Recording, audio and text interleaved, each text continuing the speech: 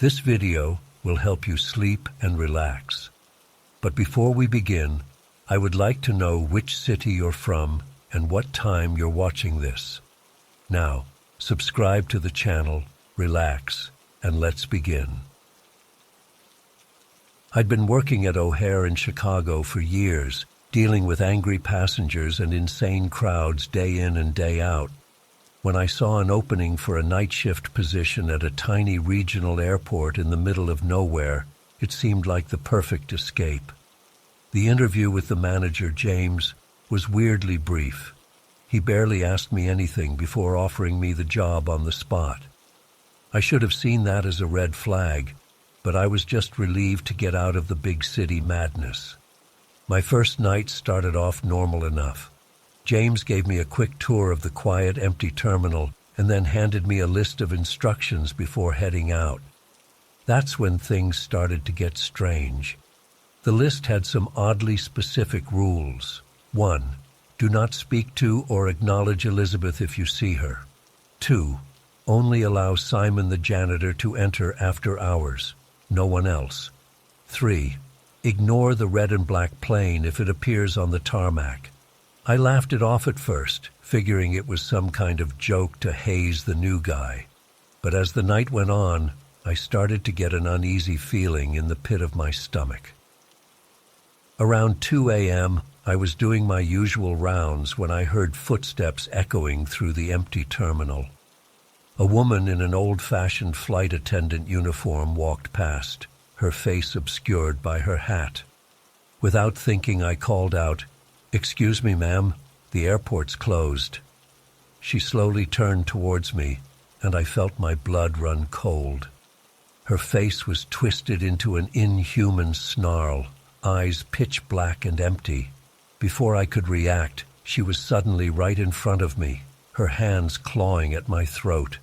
I stumbled backwards, gasping for air as her nails raked across my skin. Just as suddenly as she appeared, she vanished into thin air. I stood there shaking, my mind reeling as I tried to process what had just happened. That must have been Elizabeth, and I'd broken the first rule. I ran back to the security desk, my heart pounding. I wanted nothing more than to bolt out the doors and never come back. But something kept me rooted there. Maybe shock, maybe morbid curiosity. As I tried to calm myself down, I heard a banging on the locked entrance doors. A group of men in TSA uniforms were outside, demanding to be let in. But something seemed off about them. Their movements were jerky and unnatural, their eyes glazed over. I remembered the second rule. Only Simon was allowed in after hours. My instincts screamed at me not to open that door. I stayed frozen behind the desk as they pounded harder, the glass starting to crack under the force. Just when I thought the door would give way, they suddenly stopped and walked away in perfect unison, disappearing into the darkness. I let out a shaky breath, feeling like I'd narrowly escaped something horrible. The night dragged on, each minute feeling like an eternity. I jumped at every little sound, constantly looking over my shoulder. Around 4 a.m., I heard the rumble of a plane engine outside. When I looked out the window, my jaw dropped. A sleek red and black plane had appeared on the tarmac, even though I knew for a fact no flights were scheduled. As I watched, transfixed, dark shapes began to emerge from the plane. They moved in a way that was just wrong, like puppets with broken strings. I tore my eyes away, remembering the third rule: ignore it, don't look. I buried my face in my hands, squeezing my eyes shut as I heard inhuman screeching outside. When I finally looked up again, the plane was gone without a trace. I was starting to wonder if I was losing my mind. Maybe I'd fallen asleep, and this was all some vivid nightmare. But it felt too real. The scratch marks on my neck stung. The lingering smell of jet fuel hung in the air. This was actually happening. As sunrise approached, I felt a small glimmer of hope. I'd made it through the night. Soon James would arrive for the morning shift, and I could get the hell out of there. But when the first rays of sunlight began to filter through the windows, everything went dark. It was like someone had flipped a switch, plunging the entire airport into pitch blackness. I fumbled for my flashlight with trembling hands. The beam pierced the darkness, revealing a horrifying sight. The ordinarily pristine terminal had transformed into a decaying ruin. Vines crawled up crumbling walls. Puddles of some dark, viscous liquid dotted the floor, and all around me, barely visible in the shadows, were things, writhing, twisted shapes that defied description. I screamed, stumbling backwards, but there was nowhere to run. The shapes closed in, surrounding me. I felt cold, slimy tendrils wrapping around my legs, dragging me down. Everything went black as I lost consciousness. When I came to, I was slumped over the security desk. Sunlight streamed through the windows of the perfectly normal airport terminal. James was shaking my shoulder gently. "Rough first night, huh?" he said with a knowing smile. "Don't worry, you get used to it. See you tonight." And just like that, he was gone. I sat there in stunned silence, trying to wrap my head around what had happened. Part of me wanted to quit on the spot, to run as far away from this place as possible and never look back. But a larger part of me was intrigued, terrified, yes, but also oddly excited by the mysteries I'd glimpsed. What was really going on here? Who or what were Elizabeth and Simon? What was that plane? I realized I needed answers, and the only way to get them was to come back. So I straightened my uniform, took a deep breath, and walked out to my car. I'd be back that night, ready to face whatever horrors awaited me in the dark. As I drove home, my mind raced with questions. Had it all been real, or some kind of shared hallucination? Was there something in the air or the water? Was the airport built on some kind of paranormal hotspot? I thought about all the strange stories I'd heard over the years working at bigger airports. The odd sightings, inexplicable events, and urban legends that circulated among staff. I'd always brushed them off as tall tales. But now, I wasn't so sure. One thing was certain. My quiet little job at a rural airport was going to be anything but boring. As terrifying as the night had been, I felt a spark of excitement at the thought of unraveling its mysteries. Whatever was going on here, I was now a part of it, and I was determined to see it through, no matter how scary things got. After all, every job has its quirks, right? Mine just happened to involve supernatural entities and reality-bending horrors. Just another day, or night, at the office. I pulled into my driveway, exhausted but wired. Sleep wasn't going to come easy, not with the images of last night still fresh in my mind. But I needed to rest up and prepare myself for whatever my second shift might bring. As I drifted off to an uneasy sleep, one thought kept circling in my mind. What have I gotten myself into? I guess I'll find out soon enough. The night is coming, and with it, who knows what terrors await at that strange little airport in the middle of nowhere. But I'll be there, ready to face them. Because sometimes, the most terrifying adventures are the ones we choose to embrace.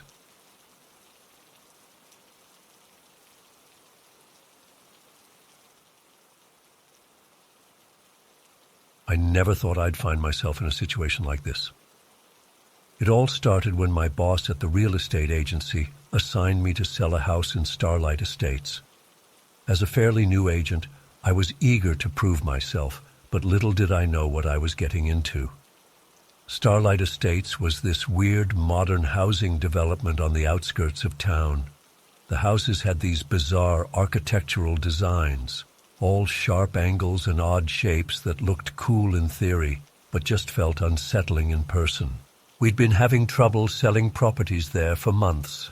My co-worker Andrew had been handling most of the Starlight listings, but he'd suddenly quit last week without explanation. Now it was up to me to take over. My first assignment was house number 8, the one Andrew had been most frustrated with. Apparently it had gained a reputation for being cursed or something. I figured it was just superstitious nonsense. When I pulled up to house number 8 that morning, I immediately felt uneasy. The place looked normal enough from the outside, but there was just something off about it. Like the angles were slightly wrong, or the shadows fell in unnatural ways. I shook off the feeling and went to unlock the front door. Inside, the house was spotlessly clean, but felt strangely empty.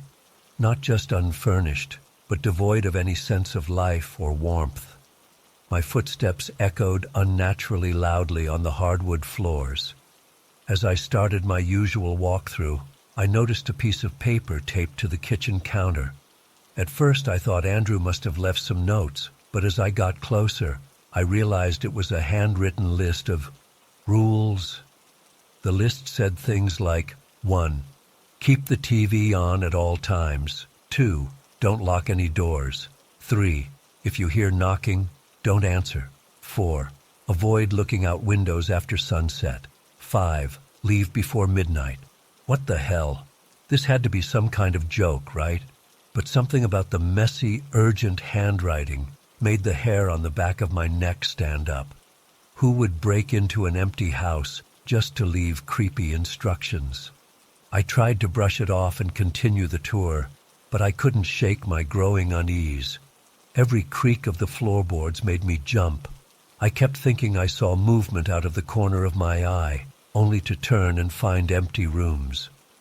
About halfway through my walkthrough, I heard a noise from upstairs. Footsteps. My heart started racing. Was someone else in the house? "Hello?" I called out, trying to keep my voice steady. "Is someone there? This is private property." No response, but the footsteps continued. Slowly, cautiously, I made my way up the stairs. The second floor was just as empty as the first, but the footsteps seemed to be coming from the master bedroom. I hesitated outside the closed door, my hand on the doorknob. Part of me wanted to turn and run, but I had to know what was going on. Taking a deep breath, I threw the door open. At first glance, the room appeared empty, but then I saw him. A man standing in the far corner, facing away from me. He was completely motionless. "Excuse me, sir," I said, my voice shaking. "You can't be in here. I'm going to have to ask you to leave." Slowly, unnaturally slowly, the man began to turn. But something was wrong. His movements were jerky, like a film played in reverse. As he rotated to face me, I realized with growing horror that he was literally moving backwards. His face came into view, and I had to stifle a scream. His features were twisted and distorted, like a photo negative come to life. His eyes were pitch black and seemed to stare right through me. I stumbled backwards out of the room, slamming the door shut. My heart was pounding so hard I thought it might burst out of my chest. This couldn't be real. I had to be hallucinating or something. I practically flew down the stairs, desperate to get out of that house. But as I reached for the front door, I noticed something that made me freeze. There was a framed photo on the wall I hadn't noticed before. It showed a smiling family, mom, dad, teenage son, and a girl who looked like the son's girlfriend. They were posed in front of house number 4, just down the street. With a jolt, I realized I recognized them. The Camerons. They'd lived in house number 4 for years, until they mysteriously vanished about 6 months ago. But their rent payments had kept coming in automatically, so the agency hadn't investigated. My curiosity overrode my fear for a moment. I had to check out house number 4. Maybe there were clues about what happened to the Camerons, and what the hell was going on in this neighborhood. I hurried down the street to number 4, noticing how unnaturally quiet the whole development was. No birds, no distant traffic sounds, nothing. The door to number 4 was unlocked. I stepped inside, calling out a tentative hello. No response. The interior looked normal at first, typical suburban decor, family photos on the walls. But as I moved further in, I noticed something odd. There were 4 life-size statues in the living room, arranged like they were having a conversation. As I got closer, my blood ran cold. The statues weren't just any random sculptures.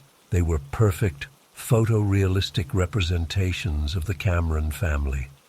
Every detail was captured with eerie precision. The laugh lines around Mrs. Cameron's eyes, the acne scars on the son's cheeks. They looked so lifelike, I half expected them to start moving. But they were cold, hard stone. What the hell was going on here? How could such impossibly detailed statues exist? And where were the real Camerons? I heard a creak behind me and spun around. There in the doorway stood the backwards man from House 8, but he wasn't moving in reverse anymore. He walked towards me with smooth, deliberate steps. As he got closer, I realized with mounting horror that his face was changing. The distorted features were morphing, settling into a familiar configuration. Within moments, I was looking at an exact copy of Mr. Cameron. "What are you?" I whispered, backing away. "What did you do to them?" The thing wearing Mr. Cameron's face smiled. It wasn't a human smile, too wide, too many teeth. "I needed a new suit," it said in a voice like grinding stone. "This one was wearing out, but now I can find another." Its gaze locked onto me, and I knew with sickening certainty that I was its next target. I ran, faster than I've ever run in my life. Out of the house, out of Starlight Estates, not stopping until I reached my car. I quit my job that day, told my boss I was moving out of state. I've been looking over my shoulder ever since, terrified of seeing that twisted smile again. I don't know what that thing was, or if it's still out there wearing Cameron's skin. But I know the horrors lurking in Starlight Estates are all too real, and I fear it's only a matter of time before that creature finds its next victim.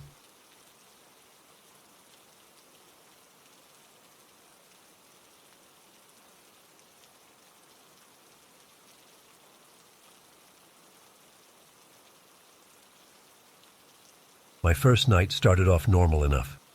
I arrived at the small, dingy post office building around 9:30 p.m. The place looked deserted, with just a single flickering streetlight illuminating the parking lot. As I approached the front door, a tall, gaunt man in a crisp black suit emerged from the shadows. He introduced himself as Mr. Black, the owner. "Carl, I presume?" he said in a low, gravelly voice. I nodded, trying not to show how unnerved I was by his sudden appearance. "Follow me. I'll show you around and go over the rules." The interior of the post office was dimly lit and had a musty smell, like no one had been inside for years. Mr. Black led me to a small back office and handed me a sheet of paper. "These are the rules. Memorize them. Your life may depend on following them exactly," he said ominously. I skimmed the list, my confusion growing with each bizarre instruction. 1. Never leave the building between 10 p.m. and 6 a.m. 2. Do not look directly at any costumed children you may see outside. 3. If the phone rings once, do not answer. If it rings twice, answer, but do not speak. 4. Never open any packages. 5. If you hear knocking, do not approach the door or windows. 6. If you see a man with completely black eyes, avoid eye contact and do not speak to him. 7. In case of emergency, hide in the freezer until 6 a.m. I looked up at Mr. Black, about to ask what the hell kind of post office this was, but he was already walking away. "Your shift starts at 10. Good luck," he called over his shoulder before disappearing into the darkness. For the first hour, I tried to keep myself busy, organizing mail and tidying up. But as the night wore on, an oppressive silence settled over the building. Every creak and groan of the old structure made me jump. I kept glancing nervously at the rules sheet, wondering what horrors could possibly necessitate such specific instructions. Around midnight, I noticed a worn, leather-bound notebook tucked behind some files. Flipping it open, I realized it must have belonged to the previous night worker. The entries started off mundane enough, detailing boring nights of sorting mail, but as I read on, the tone changed dramatically. Night 17. The knocking started again. It went on for hours. I wanted so badly to look outside, but I remembered the rules. When I left at dawn, there were deep scratches all over the door. Night 23. I saw him tonight, the man with the black eyes. He just stood there, staring at me through the window. I nearly screamed, but I remembered not to make eye contact. When I looked again, he was gone. Night 30. There's only ever one package each night, always delivered by the same man, Fergus, I think his name is. I'm dying to know what's inside, but I can't risk opening it. Whatever it is, it's dangerous. I can feel it. The final entry chilled me to the bone. I can't take it anymore. The voices, the knocking, the things I've seen. I'm leaving this job and this cursed town behind. To whoever finds this, get out while you still can. What's in those packages is corrupting this whole city. The people here, they're not human anymore. My hands were shaking as I set down the notebook. What had I gotten myself into? I was about to grab my things and bolt when the phone rang. Once, twice, 3 times. Remembering the rules, I hesitantly picked up the receiver, but said nothing. At first, there was only static. Then, a child's voice came through, quiet and distorted. "Let us in. We just want to play." In the background, I could hear what sounded like dozens of children giggling. The line went dead. My heart was pounding as I hung up the phone. I peered out the front window, half expecting to see a crowd of creepy kids. Instead, there was just one. A little girl in a tattered princess costume, standing motionless under the streetlight. Every instinct screamed at me to look away, but I couldn't. Slowly, she turned her head toward me. Where her eyes should have been were empty black voids. I stumbled backwards, knocking over a stack of mail crates. When I looked again, the girl was gone. But now there was a man walking up the path to the post office. Tall and thin, with pale skin that seemed to glow in the moonlight. As he got closer, I saw his eyes, pitch black, just like the little girl's. This must be Fergus, I realized with growing dread. The package deliverer. Sure enough, he was carrying a small brown parcel. I watched, paralyzed, as he placed it in the outdoor drop box and walked away without a word. The rest of the night passed in a blur of terror. The phone rang several more times, but I didn't answer. The knocking started around 3 a.m., quiet at first, then growing louder and more frantic. I cowered in the back office, hands clamped over my ears, praying for sunrise. Just when I thought things couldn't get worse, I heard the front door open. Slow, heavy footsteps approached the office. "Carl?" a familiar voice called out. "It's Mr. Black. Is everything all right?" Relief washed over me. I stood up, ready to tell him about all the insanity I'd experienced. But as I opened the office door, the words died in my throat. The thing in front of me was not Mr. Black, not anymore. Its body was twisted and elongated, with far too many limbs. Its face was a writhing mass of tentacles, with those same horrible black eyes staring at me from the center. I screamed and slammed the door shut, fumbling with the lock.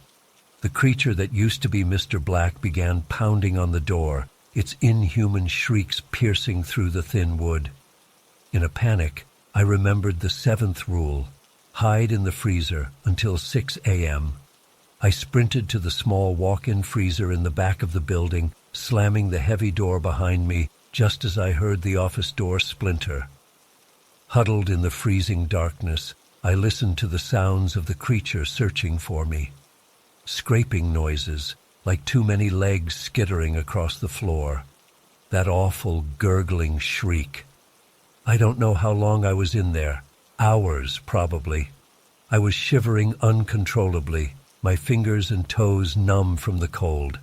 But I didn't dare leave until I saw sunlight creeping under the freezer door. When I finally emerged, the post office was empty. There was no sign of the creature or of any of the terrifying events from the night before. The only evidence that something had happened was the small brown package sitting on the front counter, the one Fergus had delivered. I clocked out at 6 a.m. sharp and got the hell out of there. I haven't been back since, and I'm in the process of moving far, far away from this town. But I can't stop thinking about what I experienced that night. What was in those packages? What happened to the people in this city? And most of all, how long before whatever corrupted them spreads to the rest of the world? I don't have any answers. All I know is that I'll never look at a post office the same way again. And if you ever see a job listing for a night shift postal worker that seems too good to be true, trust me, it is.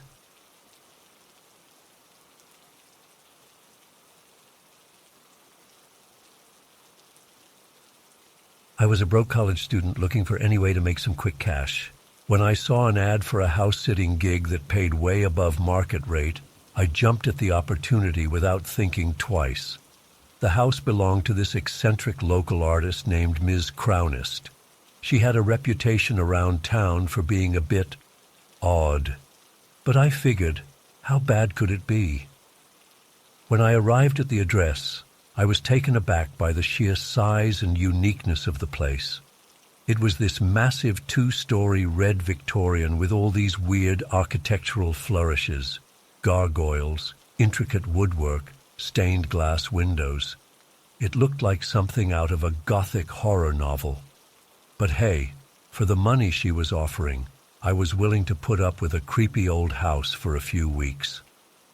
Miss Crownist greeted me at the door. She was this tall, rail-thin woman with wild gray hair and piercing eyes. Without much small talk, she launched into this long list of incredibly specific and bizarre rules I needed to follow while house-sitting. Don't enter the blue room on Tuesdays. Water the plants in the sunroom counterclockwise. Leave a bowl of milk out for Stubby every night at exactly 11:11 p.m. On and on it went. I nodded along, figuring she was just some kooky old lady with OCD tendencies.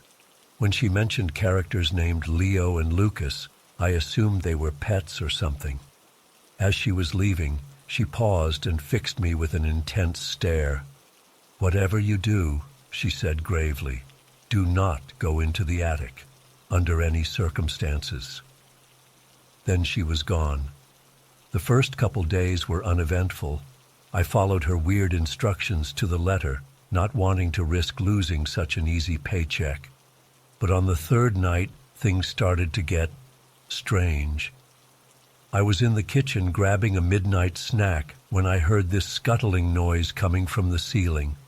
At first I thought it was just mice in the walls, but then I heard what sounded like footsteps, human footsteps, pacing back and forth directly above me, which was impossible, since I was on the top floor and there was only the attic above. My heart started racing. I called out, thinking maybe Miss Crownist had come back early. No response. The footsteps continued for another minute, then abruptly stopped. I stood there frozen for what felt like hours, straining to hear any other sounds. Eventually I convinced myself it was just my imagination and went to bed. But things only got weirder from there. The next day, I noticed one of the plants in the sunroom had moved several feet from where I'd left it. I figured maybe I was misremembering, but I could have sworn it was in a different spot. Later that afternoon, I was reading in the living room when I heard the distinct sound of piano music drifting down from the second floor, which would have been fine, except there was no piano in the house. That night, I woke up around 3 a.m. to find all the faucets in the bathroom running full blast. I know for a fact I'd turned them off before bed. As I was shutting them off, I caught a glimpse of movement in the mirror. I whirled around, but the bathroom was empty. When I looked back at the mirror, for a split second, I saw a face that wasn't mine staring back at me. It was pale and gaunt with huge black eyes. I blinked, and it was gone. I barely slept after that. The next few days were a blur of increasingly terrifying incidents. Objects would disappear and reappear in different places. Doors would slam shut on their own. I'd hear voices whispering my name when I was alone in a room. One morning I woke up to find all the furniture in the living room had been rearranged overnight. I was seriously considering bailing on the job, screw the money. But then I made the mistake of going up to the second floor. As soon as I reached the top of the stairs, it was like crossing some kind of threshold. The air became heavy and oppressive. The colors seemed muted and wrong somehow, and I got this overwhelming sense that I was being watched. That's when I saw it for the first time, this thing. It was hovering at the end of the hallway. It looked like one of Ms. Crownist's paintings come to life, a vaguely humanoid shape, but twisted and wrong. Its skin was a sickly turquoise color, but the worst part was its hands. They were unmistakably human hands, incongruously attached to its misshapen body. I ran back downstairs in a panic, but when I tried to leave the house, none of the doors would open. It was like they were welded shut, the windows too. I was trapped. The next week was absolute hell. I was confined to the first floor, rationing the food and water I had access to. The entity from upstairs would torment me constantly. Sometimes I'd just catch glimpses of it out of the corner of my eye. Other times it would chase me through the house, those horribly human hands grasping at me. I started hearing other voices too. Deep laughter that seemed to come from inside the walls, high-pitched giggling from empty rooms. Once I heard what sounded like a child crying from behind a locked door. When I finally worked up the courage to open it, the room was empty, except for a small toy sailboat in the center of the floor. I lost all sense of time. Day and night blurred together. I couldn't sleep for more than a few minutes at a time without jolting awake from nightmares. I was at my breaking point, seriously considering just jumping out a window to escape, when everything suddenly stopped. Ms. Crownist had returned. She walked in like nothing was wrong, took one look at my disheveled, terrified state, and sighed. Then she snapped her fingers. Just like that, the oppressive atmosphere lifted, the doors unlocked. The entity and other presences vanished. "I do apologize," she said casually. "The other residents can get a bit overexcited with newcomers sometimes. I hope they didn't cause you too much trouble." I stared at her in disbelief. Before I could even form a response, she handed me an envelope full of cash, way more than we'd originally agreed on. "For your discretion," she said with a wink. Then she ushered me out the door. I left in a daze, not even bothering to grab my phone or other belongings I'd left inside. I just wanted to get as far away from that house as possible. To this day, I have no explanation for what happened to me during those weeks. Was it all an elaborate prank? Some kind of shared hallucination? Or something truly supernatural? All I know is that I still have nightmares about that turquoise creature with the human hands. And sometimes, when I'm alone at night, I could swear I hear faint laughter coming from just behind me.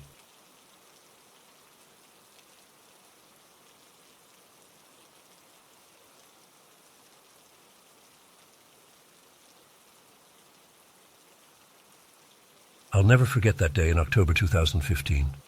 My girlfriend Liz and I had always been fascinated by abandoned places, seeking out forgotten buildings to explore and photograph.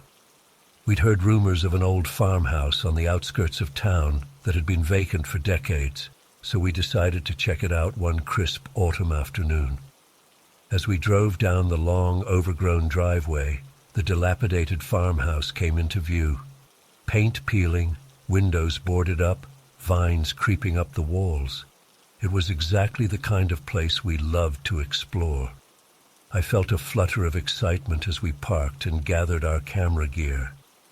"This place is perfect," Liz said with a grin as we approached the sagging front porch. I nodded in agreement, already snapping some exterior shots. The front door was ajar, swinging slightly in the breeze. We exchanged a look before cautiously stepping inside. The musty smell of decay hit me immediately as my eyes adjusted to the dim interior. Dust motes danced in the beams of sunlight filtering through cracks in the boards over the windows. We moved slowly through the first floor, documenting the peeling wallpaper and crumbling plaster. In what must have been the living room, tattered furniture was strewn about haphazardly. As I framed up a shot of an old armchair, I felt an inexplicable chill run down my spine. I tried to shake it off, but couldn't quite dispel the uneasy feeling. Liz called me over to the kitchen. "Check this out," she said, pointing to a set of fresh-looking footprints in the thick layer of dust on the floor. My brow furrowed as I knelt to examine them. They certainly didn't look decades old like everything else in the house. "Maybe some other urban explorers beat us here recently," I suggested, not fully believing it myself. Liz shrugged, but I could tell she was unsettled too. We continued upstairs, the old wooden steps groaning ominously under our weight. The second floor was in even worse shape, with gaping holes in the ceiling and floor.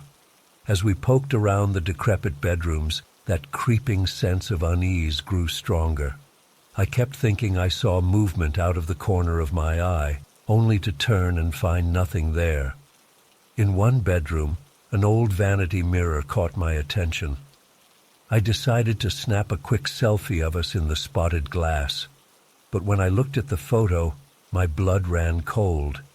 There in the background, barely visible in the shadowy corner, was what looked like a face peering at us. I blinked hard and looked again, but it was gone. "Liz," I said, my voice shaking slightly, "I think we should go." She must have sensed my fear, because she didn't argue. We hurried back downstairs and out to the car. As Liz drove us away, I turned to take one last photo of the house. It wasn't until later, when I was reviewing the pictures at home, that I noticed it. A pale figure standing in an upstairs window, watching us leave. I tried to tell myself it was just a trick of the light, a figment of my imagination, but I couldn't shake the feeling that we'd disturbed something in that house. Against my better judgment, I convinced Liz to go back with me the next day. I had to know if what I'd seen was real. The house looked just as abandoned as before in the gray morning light. But as soon as we stepped inside, I knew something was different. The air felt heavier, charged with an unseen energy. New footprints crisscrossed the dusty floors, bare feet, too small to be ours. We followed the prints upstairs, my heart pounding. They led to the bedroom with the vanity mirror, then simply stopped in the middle of the floor.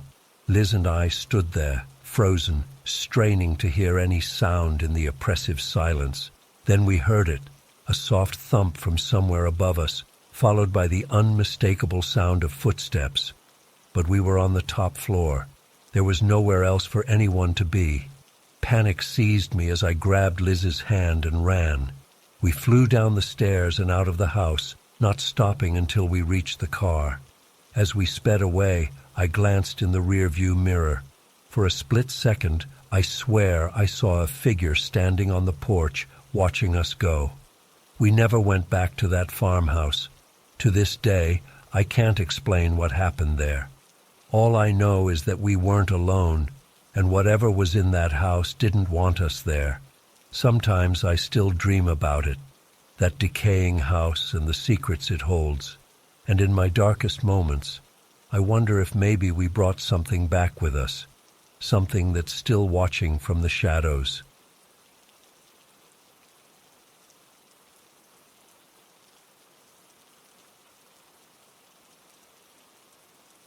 What most people don't know is that there's an old abandoned wing of the hospital that used to be the psychiatric ward back in the 1960s. It was shut down decades ago and has been sitting empty ever since. I'd heard rumors from some of the other nurses about strange noises coming from that area late at night, but I always brushed them off as just silly ghost stories. Well, last Tuesday night I was working a particularly slow shift. Most of the patients were asleep, and I found myself with some time on my hands. I don't know what possessed me, but I decided it might be interesting to take a quick peek at the old psych ward. I told myself I was just curious about the hospital's history, but looking back, I think there was something drawing me there. I made my way down to the basement, where the entrance to the old wing was. The heavy metal door was locked, but I had swiped a master key from the nurse's station. With a deep breath, I turned the key and pushed the squeaky door open. The musty smell hit me immediately as I stepped inside. It was pitch black, so I turned on my phone's flashlight. The beam illuminated peeling paint, broken floor tiles, and dusty cobwebs everywhere. I felt a chill run down my spine, but curiosity got the better of me, and I pressed on. As I made my way down the main corridor, I started to hear faint noises. At first, I thought it was just the old pipes creaking, but then I clearly heard what sounded like a child's laughter, echoing from somewhere deeper in the ward. I froze, my heart pounding. There was no way a child could be down here. I tried to convince myself it was just my imagination playing tricks on me. I continued on, my footsteps echoing loudly in the empty hallway. That's when I heard it. A woman's voice, barely above a whisper, saying, "Help me, please help me." It sounded like it was coming from right behind me. I spun around, but there was no one there, just darkness. My hands were shaking as I shone the light down the corridor. The voice came again, this time from further away. "Why won't you help me?" I started walking faster, wanting to get out of there, but something made me keep going deeper into the ward instead of turning back. I came to a heavy metal door with a small window. Shining my light through the grimy glass, I could see it was an old patient room. That's when I noticed the deep scratch marks gouged into the metal of the door. They looked like they had been made by human fingernails. I felt bile rising in my throat. Suddenly, there was a deafening bang from inside the room, like someone had slammed their fists against the door. I stumbled backwards, my heart feeling like it was going to burst out of my chest. I turned and ran back the way I had come, the sound of that awful banging following me. As I ran, I felt an icy presence right behind me, as if someone, or something, was chasing me. I could have sworn I felt cold fingers brush against the back of my neck. I burst out of the metal door and slammed it shut behind me, gasping for air. It took me a few minutes to catch my breath and stop shaking. I made my way back up to my floor on wobbly legs.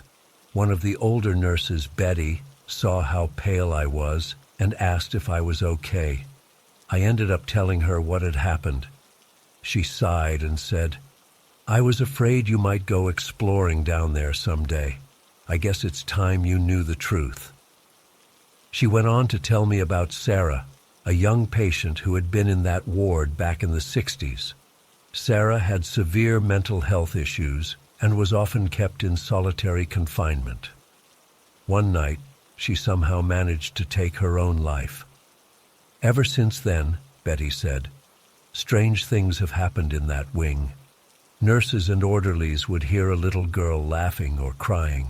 Some even claimed to see Sarah's ghost roaming the halls. That's why they eventually closed it down completely. I didn't know what to think. Part of me wanted to believe there was a rational explanation for what I had experienced, but deep down, I knew what I had heard and felt was real. It's been a week now, and I haven't been able to shake the feeling of being watched. Sometimes at night, I swear I can still hear that faint voice whispering, "Help me." I've been having terrible nightmares about being trapped in that room with the scratched door. I don't know if I'll ever be able to explain what happened that night. All I know is that I'm never setting foot in that psych ward again. Some doors are meant to stay closed, and some secrets are better left buried in the past. I just hope that whatever is down there stays there and doesn't follow me home.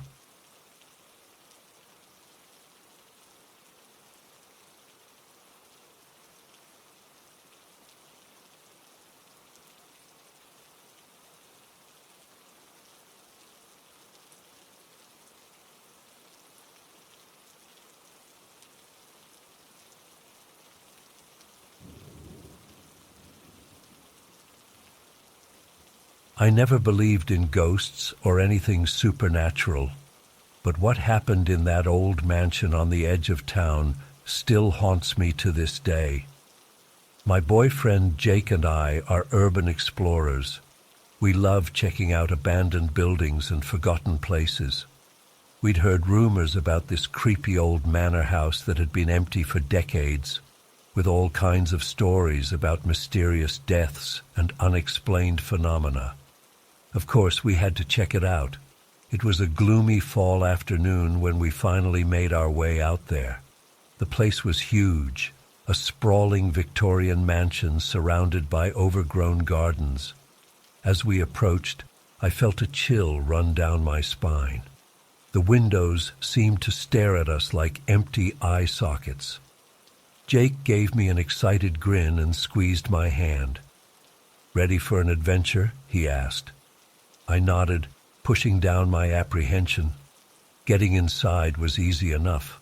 One of the ground floor windows was broken. We climbed through carefully, our flashlight beams cutting through the dusty gloom. The interior was a maze of decaying grandeur, peeling wallpaper, rotting furniture, cobwebs everywhere. We explored room after room, marveling at the faded opulence.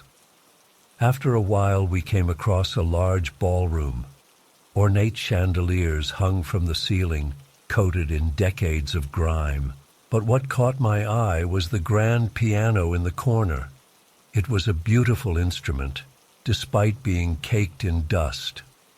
Without really thinking, I walked over and gently pressed one of the keys. The deep, resonant note that rang out made us both jump. It echoed through the empty house in a way that felt wrong somehow, unnatural. I yanked my hand back like I'd been burned. "That's weird," Jake muttered. "How is it still in tune after all these years?" As the sound faded, I noticed something on the piano's surface. Wiping away some of the dust revealed a small handprint, a child's hand. My stomach twisted. Why would there be a kid's handprint here? As I stared at it, I could have sworn I saw a flicker of movement out of the corner of my eye. I whirled around, but there was nothing there, just empty doorways and shadows. "Did you see that?" I whispered to Jake. He shook his head, looking concerned. "See what?" "I thought I saw—" "Never mind. This place is just creeping me out, I guess." We decided to keep exploring, but I couldn't shake the uneasy feeling. As we made our way through the upper floors, I kept catching glimpses of something pale moving just out of sight. A flash of white fabric around a corner, the edge of a dress disappearing through a doorway. But every time I turned to look, there was nothing there. Jake didn't seem to notice anything, but I could tell he was getting spooked too. His jokes became more forced, his voice a little too loud in the oppressive silence. We both nearly jumped out of our skins when a floorboard creaked behind us. "Okay, this is officially freaky," Jake said. "Maybe we should head out soon." I nodded gratefully. "Yeah, I think I've had enough exploring for one day." We started making our way back towards the ballroom and the exit beyond, but as we approached, I heard something that made my blood run cold. A single piano note, ringing out clear as day.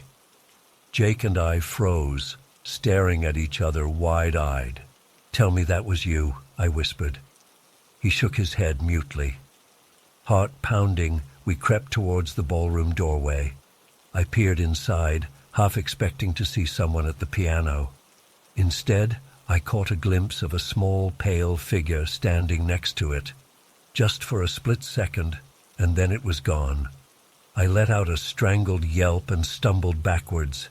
Jake caught me, his face white as a sheet. "What? What did you see?" "There was someone in there," I gasped. "A little girl, I think. But she disappeared." Jake's eyes were huge. "That's it. We're getting out of here. Now." We practically ran for the exit, no longer caring about being careful or quiet. I swear I could hear the faint sound of childish laughter echoing behind us as we scrambled out the window and bolted across the overgrown lawn. We didn't stop running until we reached the car. Slumped in the passenger seat, trying to catch my breath, I finally started to process what had happened. "Jake," I said shakily, "what the hell was that?" He shook his head, gripping the steering wheel so tight his knuckles were white. "I don't know, but I got the feeling. It's like something in there didn't want us there, like we were intruding." I shuddered, remembering the ghostly figure by the piano. "Do you think it was actually, a ghost?" Jake was quiet for a long moment. "I don't know what to think, but I know I never want to go back there again." I couldn't agree more. As we drove away, I kept glancing in the rearview mirror, half expecting to see a small, pale face watching us leave. There was nothing there, of course, just the looming shape of the mansion fading into the distance. But I couldn't shake the feeling that we'd stumbled into something we shouldn't have, something old and angry and not of this world. It's been months now, and I still have nightmares about that day.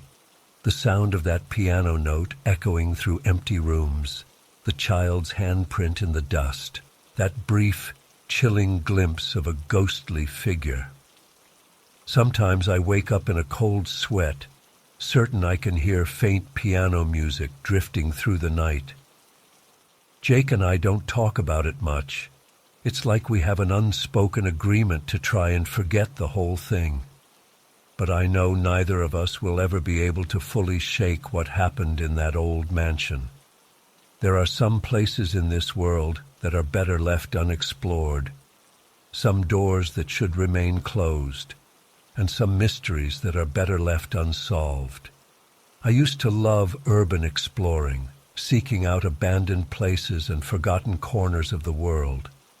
But now I'm content to leave the past buried, because you never know what might be waiting in the shadows, watching and waiting for unwary intruders to disturb its rest.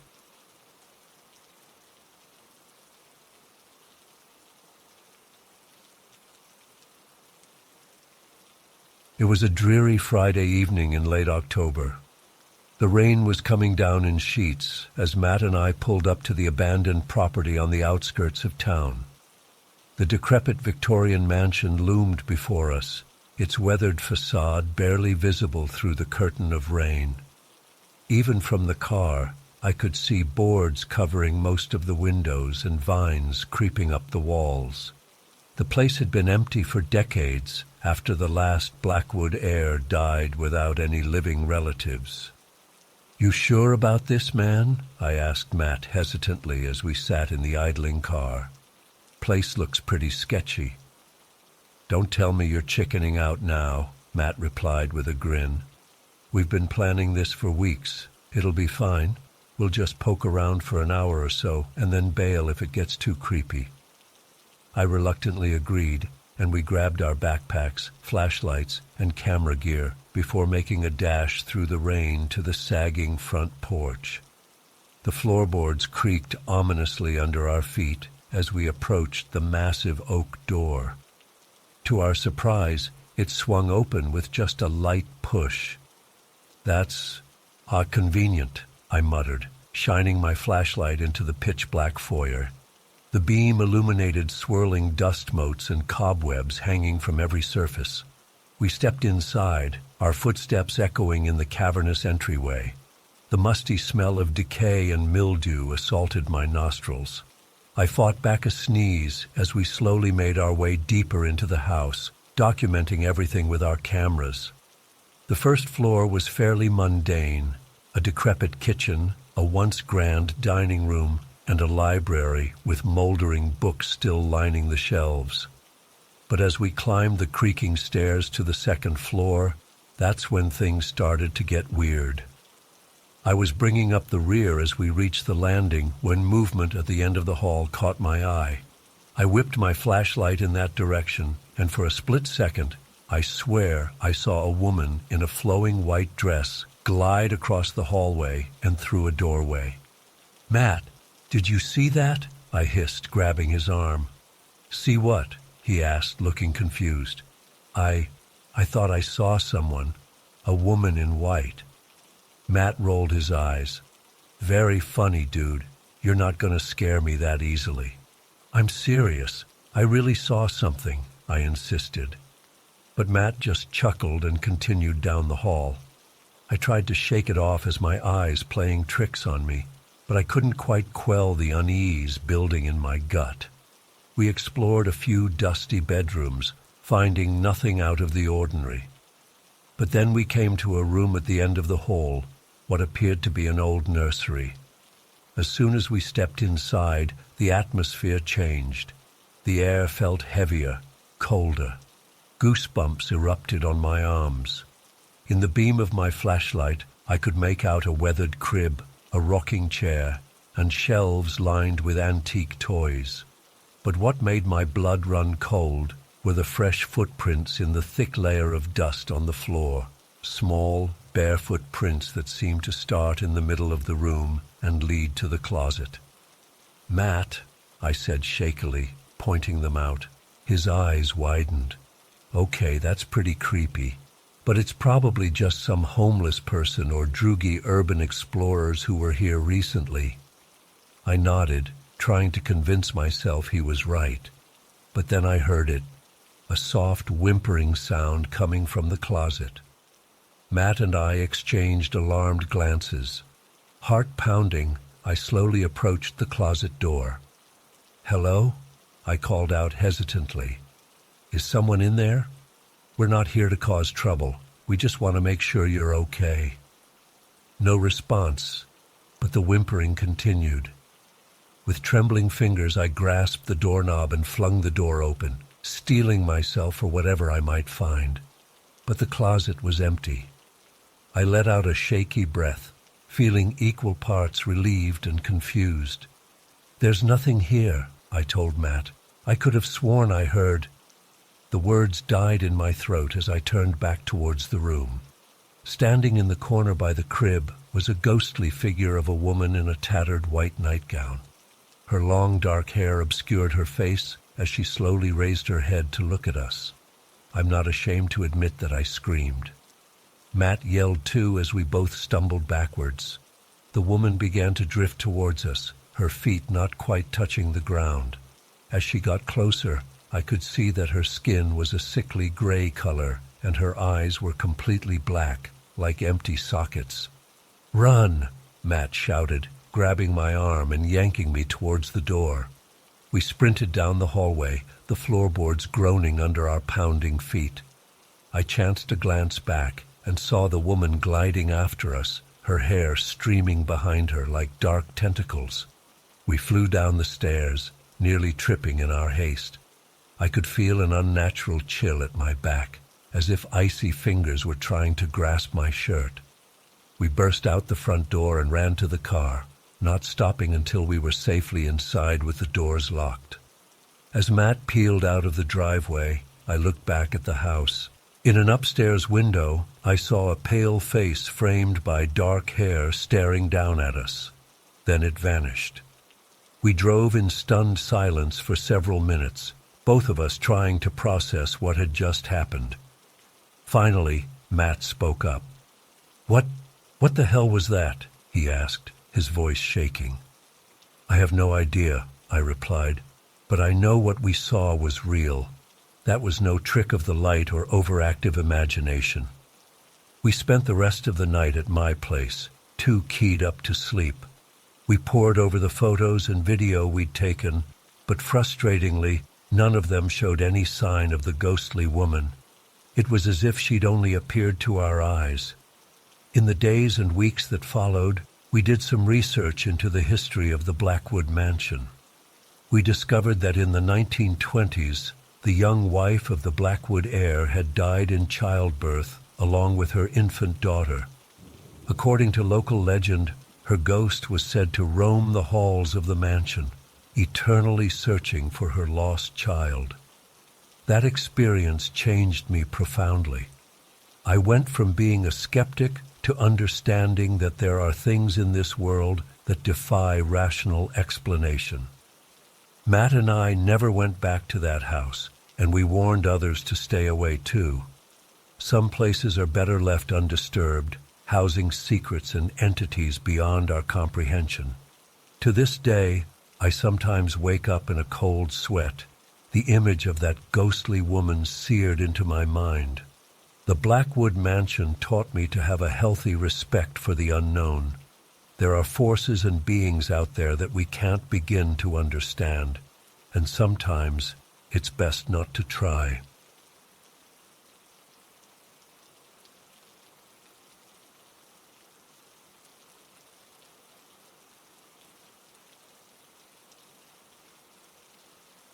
It was supposed to be an exciting photography trip through Eastern Europe.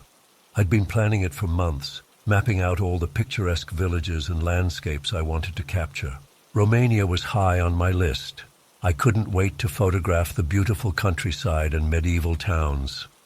Everything was going smoothly at first. I'd spent a few days in Bucharest before deciding to explore some of the more rural areas. I took a train to this tiny town in Transylvania, figuring I'd use it as a base to photograph the surrounding region. The town was incredibly quaint, like something out of a storybook. Cobblestone streets, colorful old buildings, friendly locals. I spent the day wandering around taking photos, feeling totally at ease. As evening approached, I decided to hire a taxi to take me to some nearby villages I'd read about online. I went to the small taxi stand in the town square and approached the only cab there. The driver was a middle-aged man, probably in his 50s, with graying hair and a weathered face. He didn't say much, just nodded when I told him where I wanted to go. Something about him seemed a bit off, but I brushed it aside. This was a sleepy little town after all, not much to worry about. We set off down the winding country roads as the sun started to set. The scenery was breathtaking. Rolling green hills, dense forests, quaint farmhouses. I was snapping photos out the window, totally caught up in capturing the perfect shots. After about 30 minutes, I realized we seemed to be getting pretty far from town. I mentioned this to the driver, but he just grunted and kept going. A knot of unease started to form in my stomach. Where exactly was he taking me? Suddenly, he made a sharp turn onto a narrow dirt road leading into a thick forest. Alarm bells started going off in my head. This definitely wasn't the route to the villages I'd asked about. "Excuse me, where are we going?" I asked, trying to keep the panic out of my voice. He didn't respond, just kept driving deeper into the woods. The trees were so dense now that it was getting dark inside the car. My heart was racing. Was I about to be robbed? Murdered? I started frantically looking for a way to escape, but the child locks were on. I was trapped. After what felt like an eternity, but was probably only 10 minutes, we came to a stop in a small clearing. The driver turned to face me, his expression unreadable in the dim light. I was frozen in terror, expecting the worst, but then he spoke, his voice urgent. "You need to get out and run. Now. Don't look back. Just run as fast as you can until you reach the main road. Go." I was stunned. What the hell was going on? But something in his tone made me react instinctively. I fumbled with the door handle and practically fell out of the car. As soon as my feet hit the ground, I took off running into the woods. I ran like I've never run before in my life. Branches whipped at my face and I kept stumbling over roots, but pure adrenaline kept me going. I had no idea what I was running from, but the fear was overwhelming. After what felt like hours, but was probably only 20 minutes, I burst out of the tree line onto a paved road. I was gasping for air, my legs shaking. A car was approaching, and I waved frantically. Thankfully, it was a local couple who stopped to help. They were alarmed by my appearance. I must have looked like a madman, covered in scratches and wild-eyed. I tried to explain what happened between gulps of air. They insisted on driving me to the police station in the nearest town. The police were baffled by my story. They took my statement and searched the area where I said it happened, but found no trace of the taxi or the driver. It was like he'd vanished into thin air.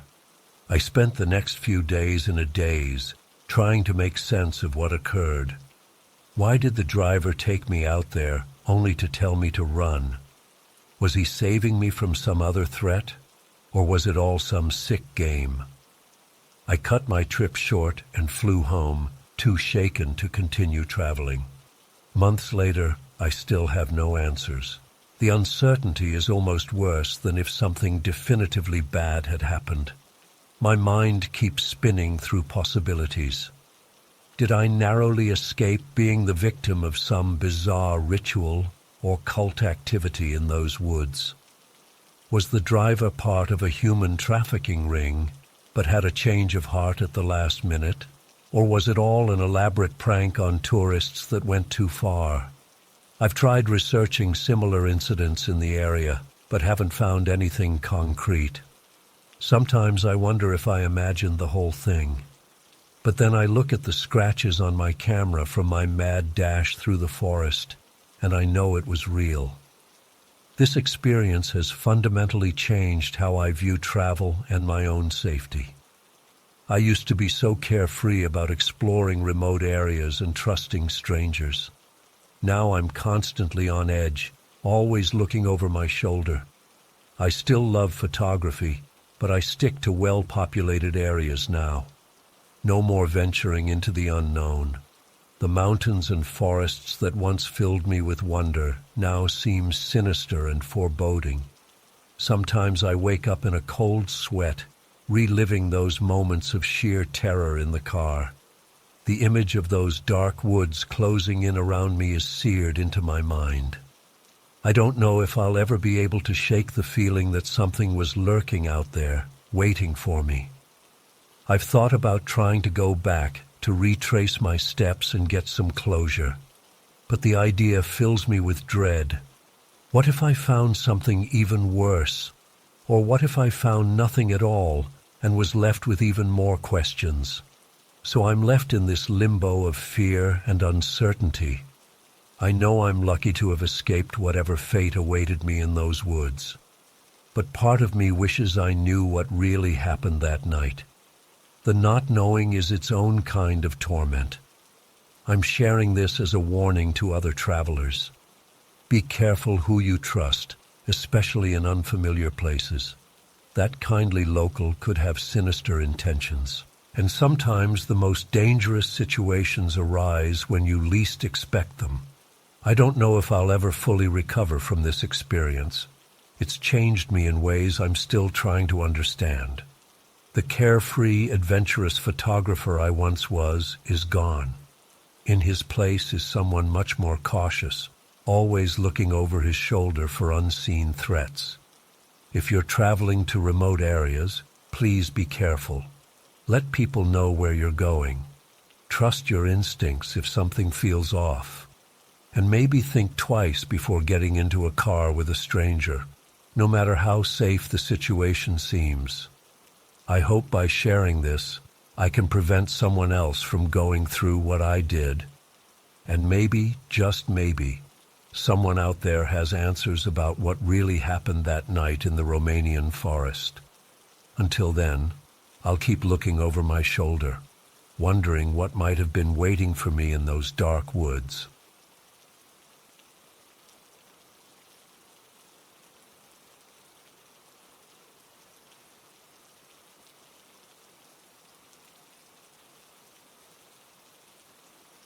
A freelance designer, and last year I decided to take a working vacation in Europe. I wanted to experience living in a different city for a while, so I booked an Airbnb in this charming old town in Austria for a month-long stay. The photos looked amazing. A cozy apartment in a historic building right in the heart of the city. The host, Stefan, had great reviews, so I felt pretty good about my choice. When I arrived, Stefan greeted me warmly at the door. He was in his 50s, with graying hair and a friendly smile. He showed me around the apartment, pointing out all the amenities and giving me tips about the neighborhood. He seemed genuinely interested in making sure I had a great stay. I remember thinking how lucky I was to have such a nice host. The first few days were incredible. I'd work during the day, then explore the city in the evenings. The apartment was comfortable and quiet, perfect for getting my projects done. Stefan would occasionally check in via message to make sure everything was okay, which I appreciated. But then things started to feel off. I can't pinpoint exactly when it began, but I started noticing Stefan around the building more often than seemed normal. At first, I thought it was just coincidence. Maybe he lived nearby or had other properties in the building he was checking on. But then I realized he always seemed to be there when I was coming or going. One evening, I was heading out to grab dinner, and Stefan was in the hallway. He asked where I was going, and when I said I was just getting food, he seemed disappointed. He suggested I join him for dinner instead, saying he'd love to hear more about my work. I politely declined, but he was pretty insistent. I had to make up an excuse about a work call to get out of it. As I left, I could feel his eyes on me all the way down the street. That night, I woke up around 2 a.m. to a soft noise outside my door. At first I thought I was dreaming, but then I heard it again, the subtle creak of a floorboard. My heart started racing as I realized someone was standing right outside my room. I lay there, barely breathing, straining to hear any movement. After what felt like an eternity, I heard footsteps slowly retreating down the hallway. I tried to convince myself it was nothing. Maybe Stefan was just checking on something in the building. But deep down, I knew something wasn't right. The next day, I couldn't shake the feeling of being watched. I kept catching glimpses of Stefan through windows or around corners. When I'd look directly at him, he'd quickly look away or disappear. I started spending more time out of the apartment, working from cafes instead. But even then, I'd sometimes spot Stefan across the street or in a nearby shop. It was like he was always there, lurking just at the edge of my vision. A few nights later, I woke up again to that same soft noise outside my door. This time, I was sure it wasn't my imagination. I could hear slow, steady breathing on the other side. My whole body went cold with fear. I wanted to confront whoever it was, but I was paralyzed. I just lay there, my heart pounding so loud I was sure they could hear it. After what felt like hours, but was probably only minutes, I heard the footsteps retreat again. I didn't sleep at all after that. The next morning, I messaged Stefan about the noise, trying to sound casual.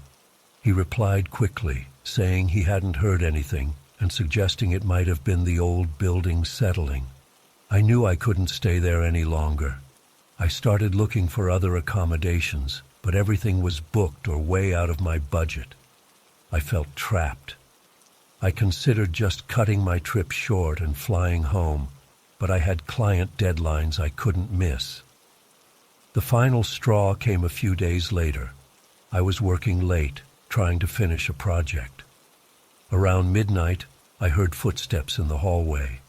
They stopped right outside my door. I held my breath, waiting for them to move on. But they didn't. I could see a shadow under the door, blocking the light from the hallway. Someone was standing there, not moving, not making a sound. My hands were shaking so badly I could barely type, but I managed to message a friend back home. I told them where I was and what was happening, asking them to call me immediately. As soon as my phone started ringing, the shadow disappeared. I answered the call, my voice trembling as I tried to explain what was going on. My friend listened, then calmly helped me make a plan. They found a hotel nearby that had a room available and booked it for me. They stayed on the phone with me while I quickly packed my things. As I was zipping up my suitcase, there was a knock at the door. Stefan's voice came through, asking if everything was all right. He said he'd heard noise and wanted to check on me. I called out that I was fine, just packing for an early flight. I could hear the confusion in his voice as he asked about my sudden departure. I made up a story about a family emergency. I waited until I was sure Stefan had gone before I left the room. As I hurried down the stairs with my luggage, I caught a glimpse of him watching me from a window. The look on his face. I'll never forget it. It wasn't anger or disappointment. It was something else entirely, something that made my skin crawl. I practically ran to the hotel, checking over my shoulder the whole way. Once I was in my new room, with the door locked and chair wedged under the handle, I finally felt like I could breathe again. I spent the rest of my trip in that hotel room, barely leaving except for necessities. I changed my flight to the earliest one available and counted down the hours until I could go home. It's been months now, and I still don't know what Stefan's intentions were. Was he just an overly attentive host who didn't understand boundaries? Or was there something more sinister going on? I've thought about reporting him to Airbnb, but I don't have any real proof of wrongdoing, just my own fear and suspicions. I know this story might not seem that scary to some people. Nothing really happened after all. But the feeling of being watched, of not being safe in your own space, it's a fear that's hard to shake. I still have trouble sleeping sometimes, imagining I hear footsteps outside my door. I don't think I'll ever use Airbnb again, and I definitely won't be traveling alone anytime soon. The world suddenly feels a lot less safe than it used to. I just hope that by sharing this, maybe someone else will trust their instincts if they ever find themselves in a similar situation. Sometimes, the scariest threats are the ones we can't quite see or understand.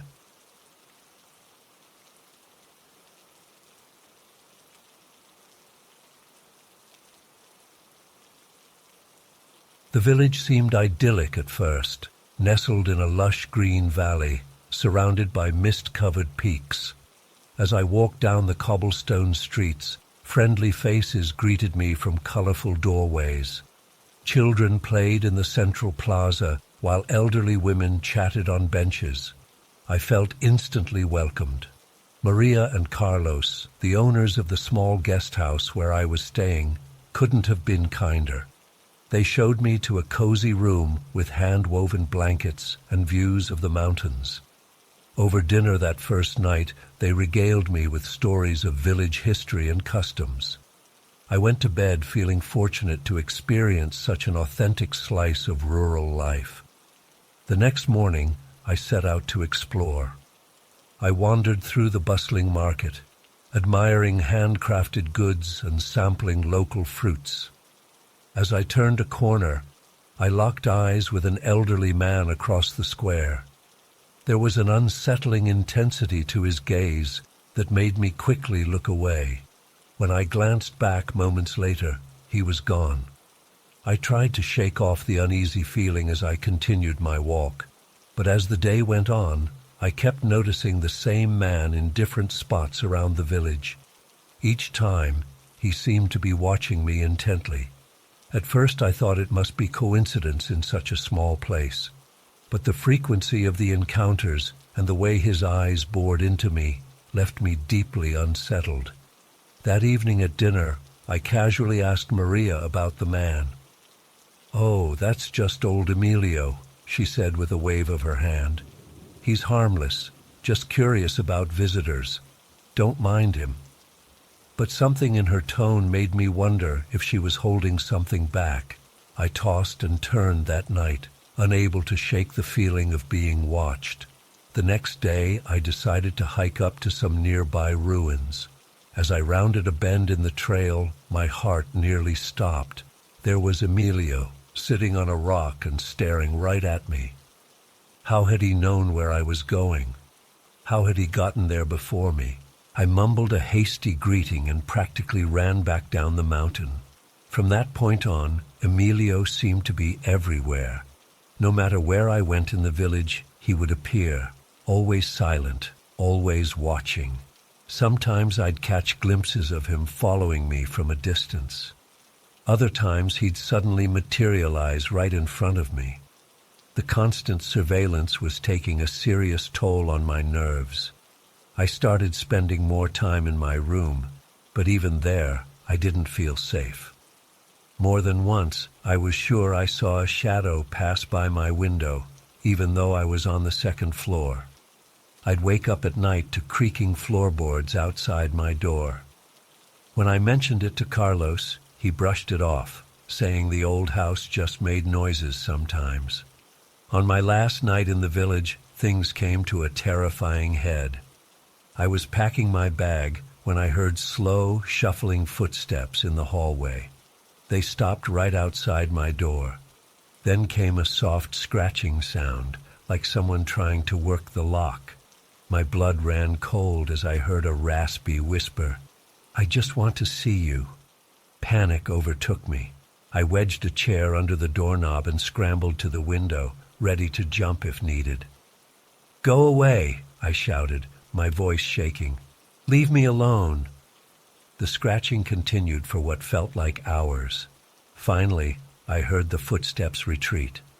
I didn't sleep a wink that night.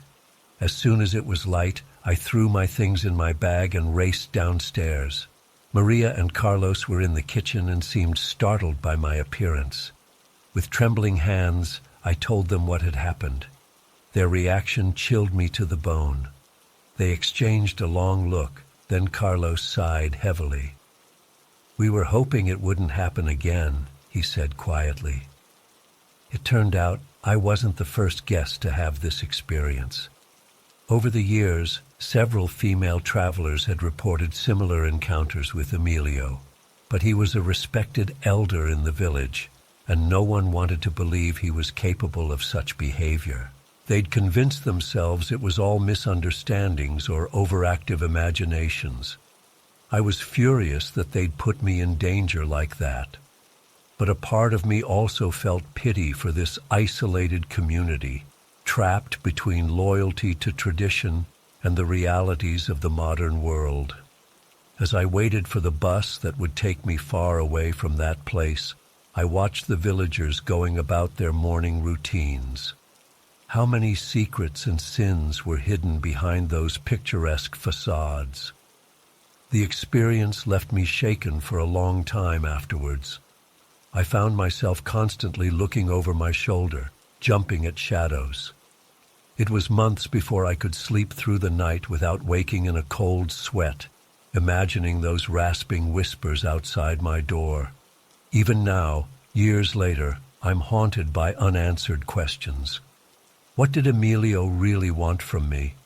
Was he just a lonely old man with poor boundaries, or something far more sinister?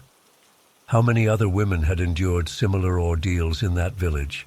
And how many other seemingly idyllic places harbor dark undercurrents that tourists never see?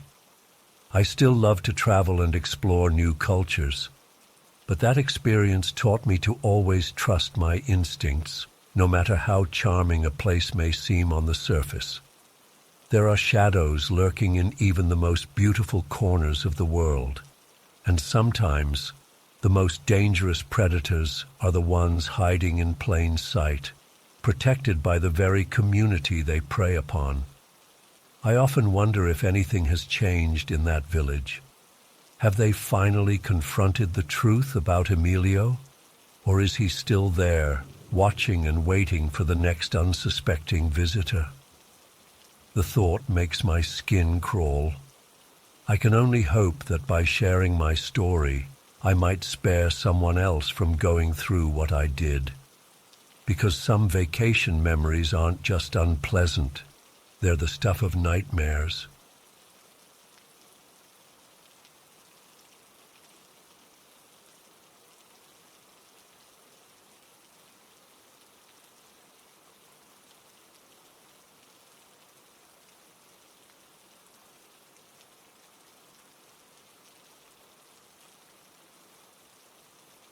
I had just arrived in Barcelona after a long flight from the States.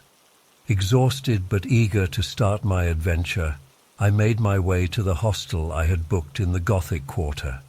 It seemed like a typical backpacker spot. Vibrant common areas, a mix of travelers from all over, and dorm-style rooms.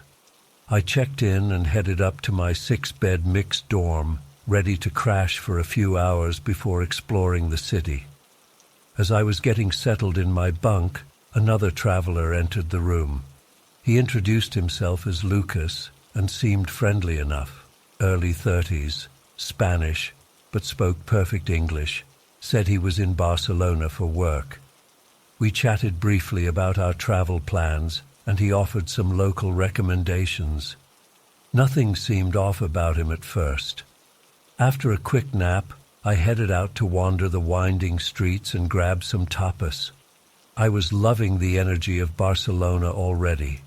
When I returned to the hostel that evening, Lucas was in the common area and waved me over. He asked about my day, and we ended up talking for a while with some other travelers. It was a fun night, and I went to bed feeling good about my choice of hostel. The next morning is when things started to get weird. I had mentioned to Lucas that I planned to visit Park Güell, and when I arrived there, I was surprised to see him. He acted like it was a total coincidence, saying he had the day off work and decided to do some sightseeing too. I brushed it off, but felt a little uneasy. Throughout the day, Lucas kept appearing everywhere I went. La Sagrada Familia, Las Ramblas, the beach. He always had an excuse for why he just happened to be there. At first I tried to be polite, but his constant presence was starting to freak me out. I made up an excuse about meeting a friend and quickly left the beach to shake him. Back at the hostel that night, I confided in another female traveler about Lucas's behavior. She agreed it was creepy and suggested I talk to the staff. I was hesitant to make a big deal out of it, hoping maybe I was just being paranoid. Looking back, I really wish I had listened to her. The next day, I intentionally didn't tell anyone my plans. I headed to Montjuic Castle first thing in the morning, relieved to finally have some alone time. But as I was admiring the view of the city, I felt someone come up behind me. My stomach dropped as I heard Lucas's voice. "Beautiful, isn't it?" I spun around, startled. He smiled innocently, as if there was nothing strange about him being there. I mumbled something about needing to use the bathroom and practically ran away. At this point, I was seriously freaked out. This guy was clearly following me. I decided to head back to the hostel and talk to the staff about switching rooms. But when I got there, Lucas was already in our room. He acted concerned, asking if I was feeling okay since I left the castle so suddenly. The fact that he had somehow beaten me back to the hostel sent chills down my spine. I went downstairs to speak with the receptionist, explaining the situation in a hushed voice. She seemed sympathetic and said she'd try to move me to another room, but they were pretty full. She suggested I go out and enjoy my day, and she'd work on it. Not wanting to be in the hostel with Lucas, I decided to do just that. I spent the rest of the day on edge, constantly looking over my shoulder. Every time I thought I spotted Lucas in a crowd, my heart would race.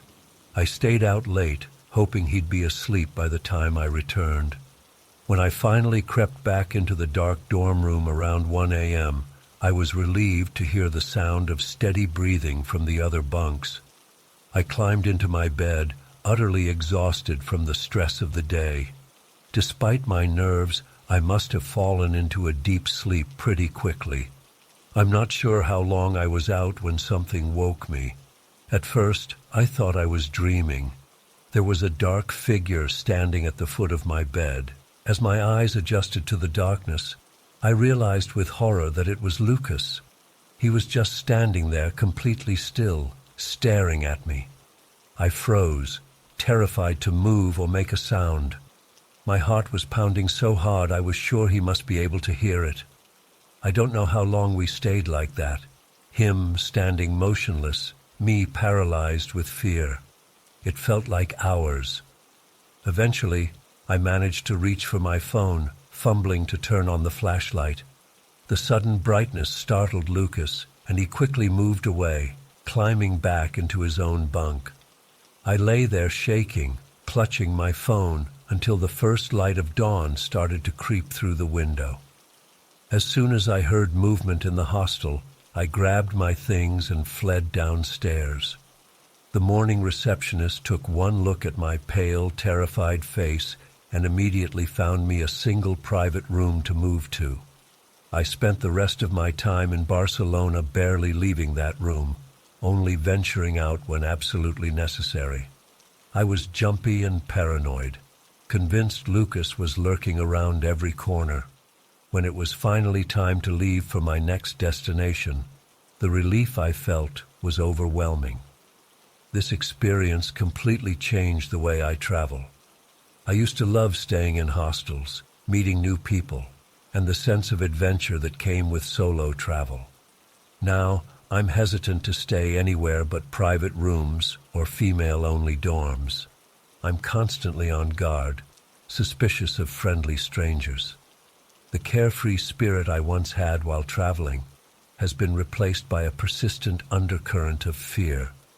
I've tried to rationalize what happened with Lucas.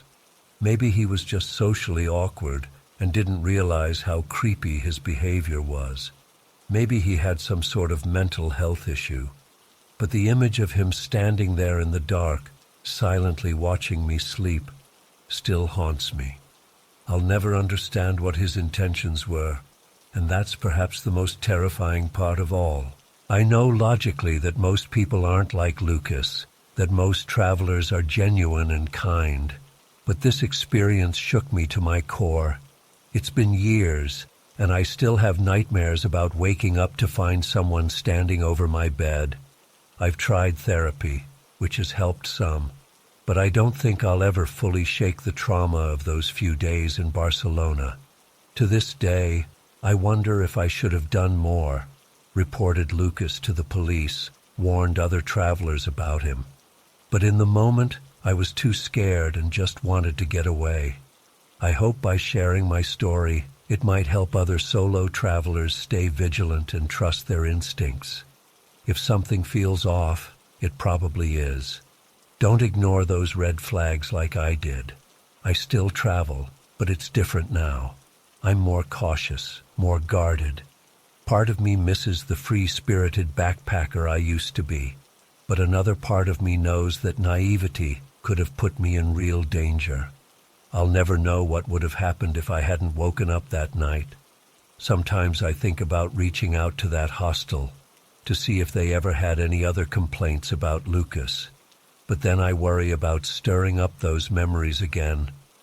In the end, I'm just grateful I made it out of that situation safely. But the impact lingers, a constant reminder that sometimes the scariest monsters aren't the ones in movies or under the bed.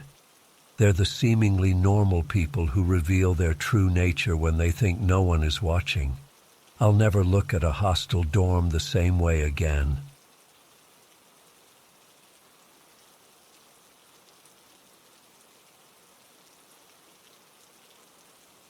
When I pulled up to the house, everything seemed normal at first glance. No signs of forced entry, no suspicious vehicles parked nearby. But as I approached the front door, I could hear it, a faint scratching sound coming from somewhere up above. Mark answered the door looking pale and shaken. "Officer, thank God you're here," he said, ushering me inside. "I've been hearing noises up there for hours. Sounds like something's moving around." I did my best to reassure him as we made our way up to the attic access in the upstairs hallway. But I'd be lying if I said I wasn't on edge myself. Something about the whole situation just felt off. The attic door creaked ominously as I pushed it open, shining my flashlight into the darkness beyond. The beam caught dust motes swirling in the air, stirred up by some unseen movement. That scratching noise was louder now, seemingly coming from the far corner of the space. "Hello? This is the police. Is anyone up here?" I called out, my hand instinctively moving to rest on my holstered weapon. No response, just more scratching. I carefully made my way further into the attic, boards groaning under my feet with each step.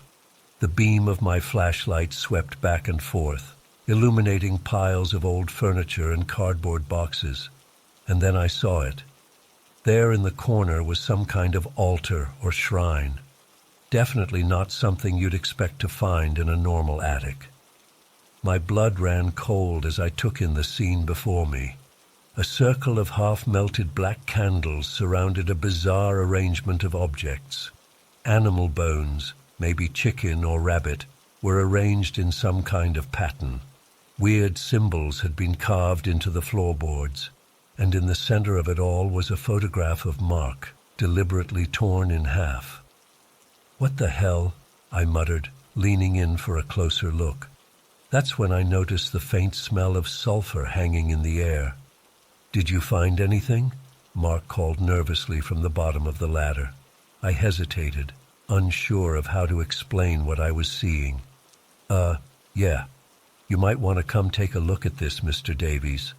I heard him climbing up behind me as I continued to examine the altar. Who could have done this? And why? It had to be some kind of sick joke, right? "Oh my God." Mark's voice was barely a whisper as he came to stand beside me. What is all this?" "I was hoping you might be able to tell me," I replied, turning to gauge his reaction.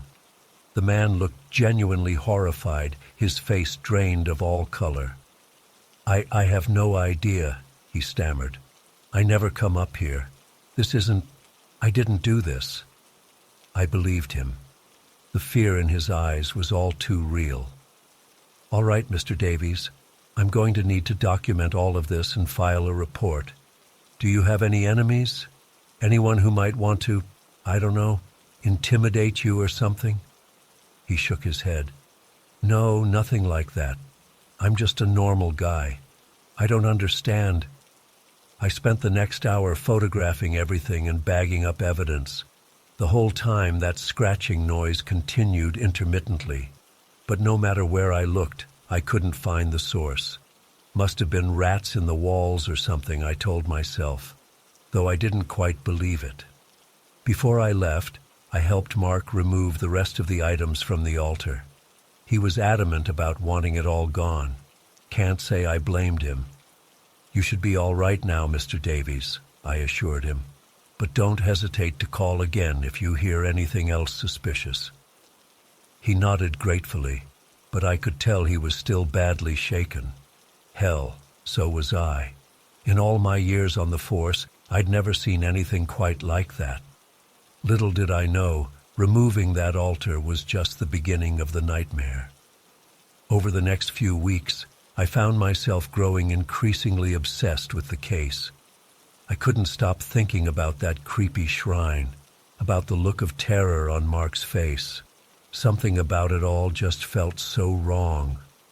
I ran background checks, interviewed neighbors, even brought in forensics to analyze the bones and candle wax.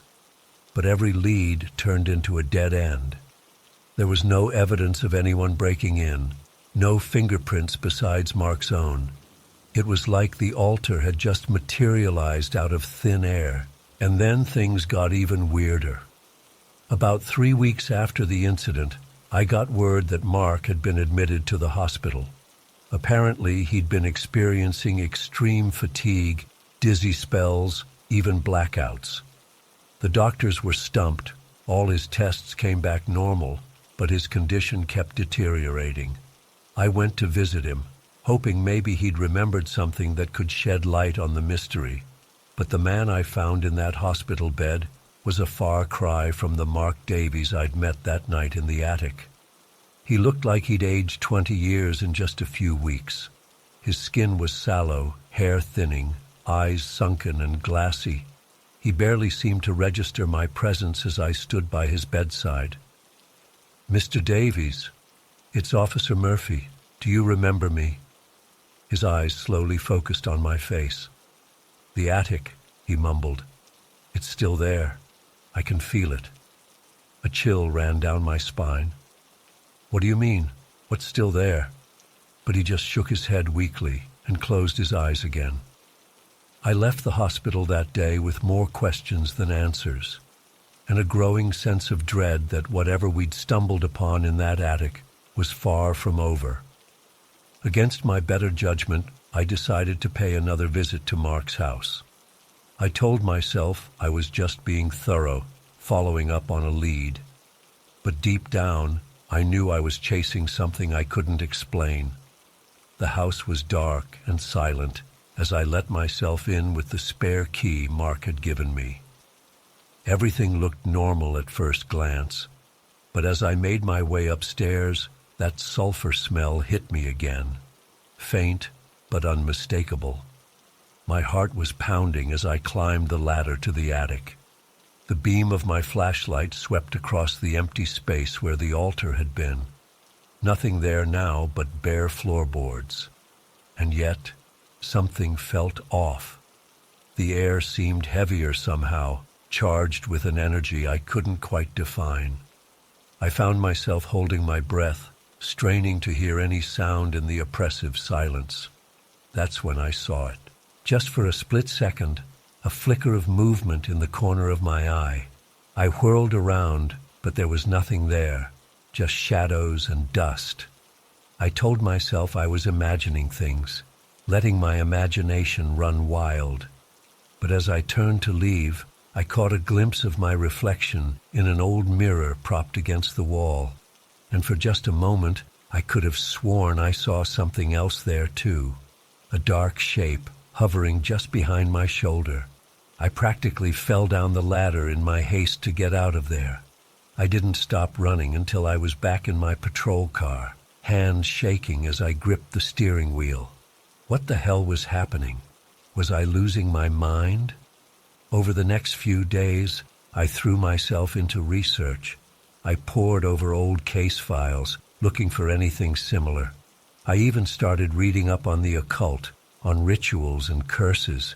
Things I'd always dismissed as superstitious nonsense suddenly didn't seem so far-fetched. The more I dug, the more convinced I became that something supernatural was at work here. That altar hadn't just been some sick prank. It had opened a door to something dark and malevolent, and now that door couldn't be closed. I went to see Mark again, determined to get some answers. But when I arrived at the hospital, I was met with grim news.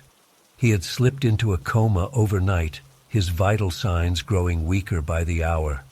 The doctors were baffled, unable to explain his rapid decline.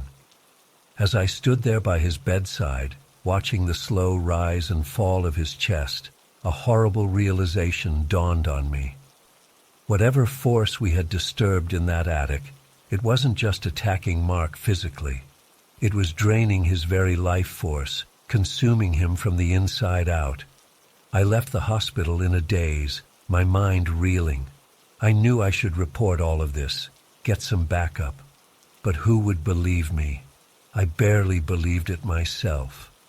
That night, I found myself parked outside Mark's house again.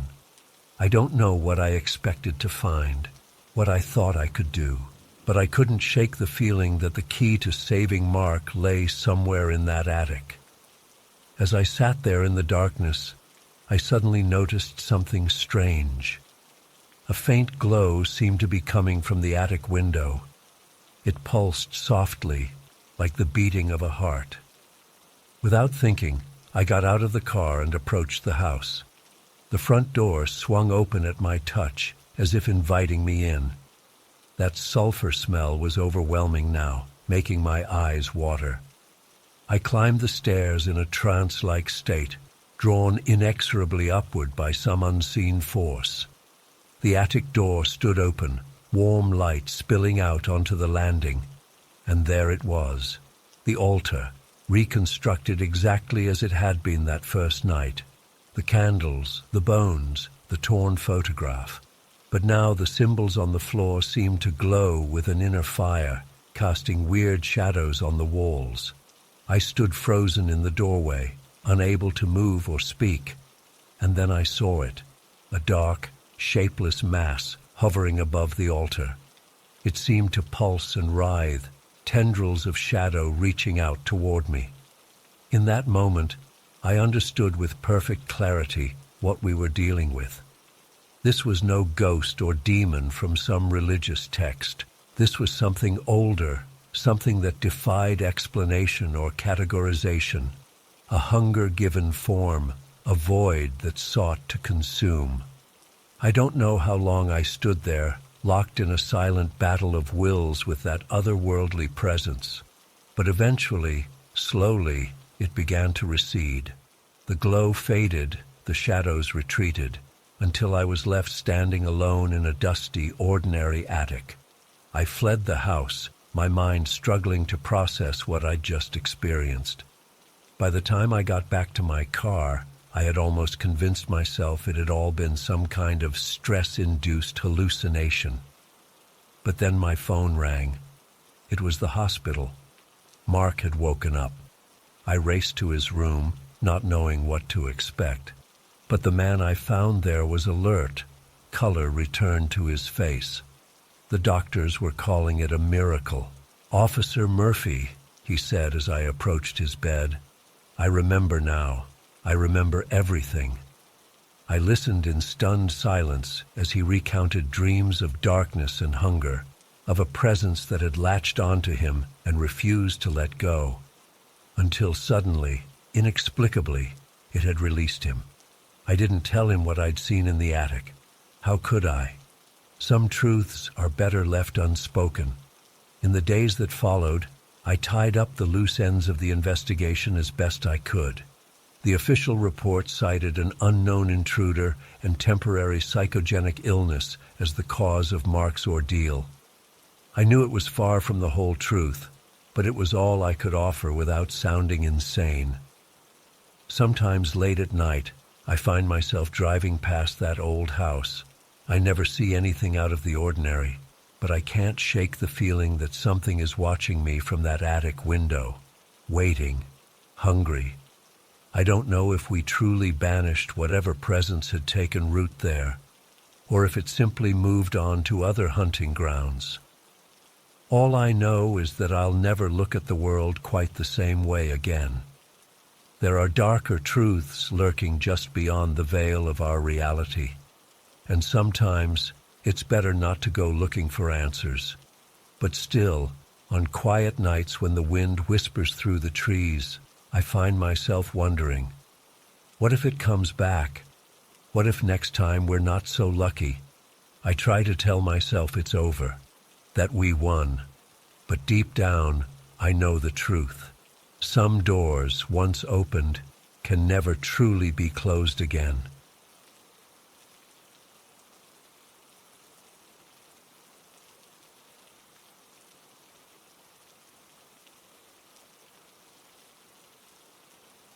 It started about a month ago. I'm a police officer in a small town, and we got a call from an elderly woman named Margaret. She was in her late 70s and lived alone since her husband passed away a few years back. When I arrived at her house, I could tell something was really wrong. Margaret was pale and shaking, her eyes wild with fear. "He's been coming back," she whispered, gripping my arm. "Every night he stands at the foot of my bed and watches me." At first, I thought she was talking about an intruder, but then she clarified. She meant her dead husband, Frank. I tried to calm her down, assuming it was just grief playing tricks on her mind. I've dealt with similar situations before, elderly folks struggling with loss and loneliness. But something about Margaret's terror seemed different, more visceral, more real. I did a thorough check of the house but found no signs of any break-ins or disturbances. Everything was locked up tight.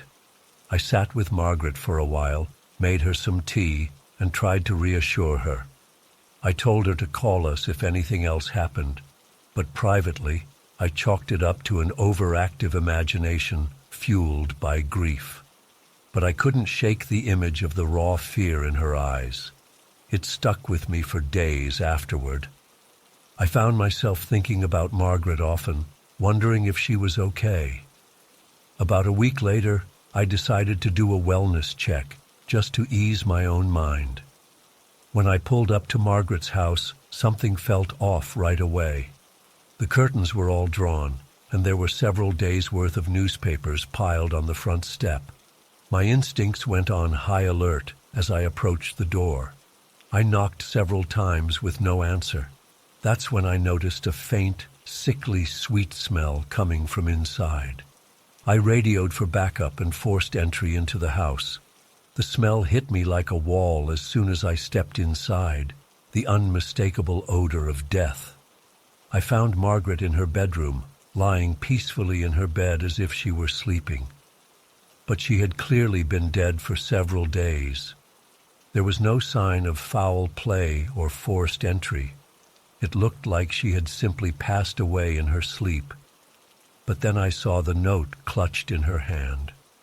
With shaking fingers, I pried it loose and read the words scrawled in Margaret's spidery handwriting. "He's coming for me now." A chill ran down my spine. I suddenly felt like I was being watched, though I was alone in the room. The air seemed to grow thick and heavy around me. I hurried out of there as fast as I could, calling it in as I went. The coroner ruled it death by natural causes, heart failure most likely. There was nothing suspicious from a medical standpoint, but I couldn't let it go.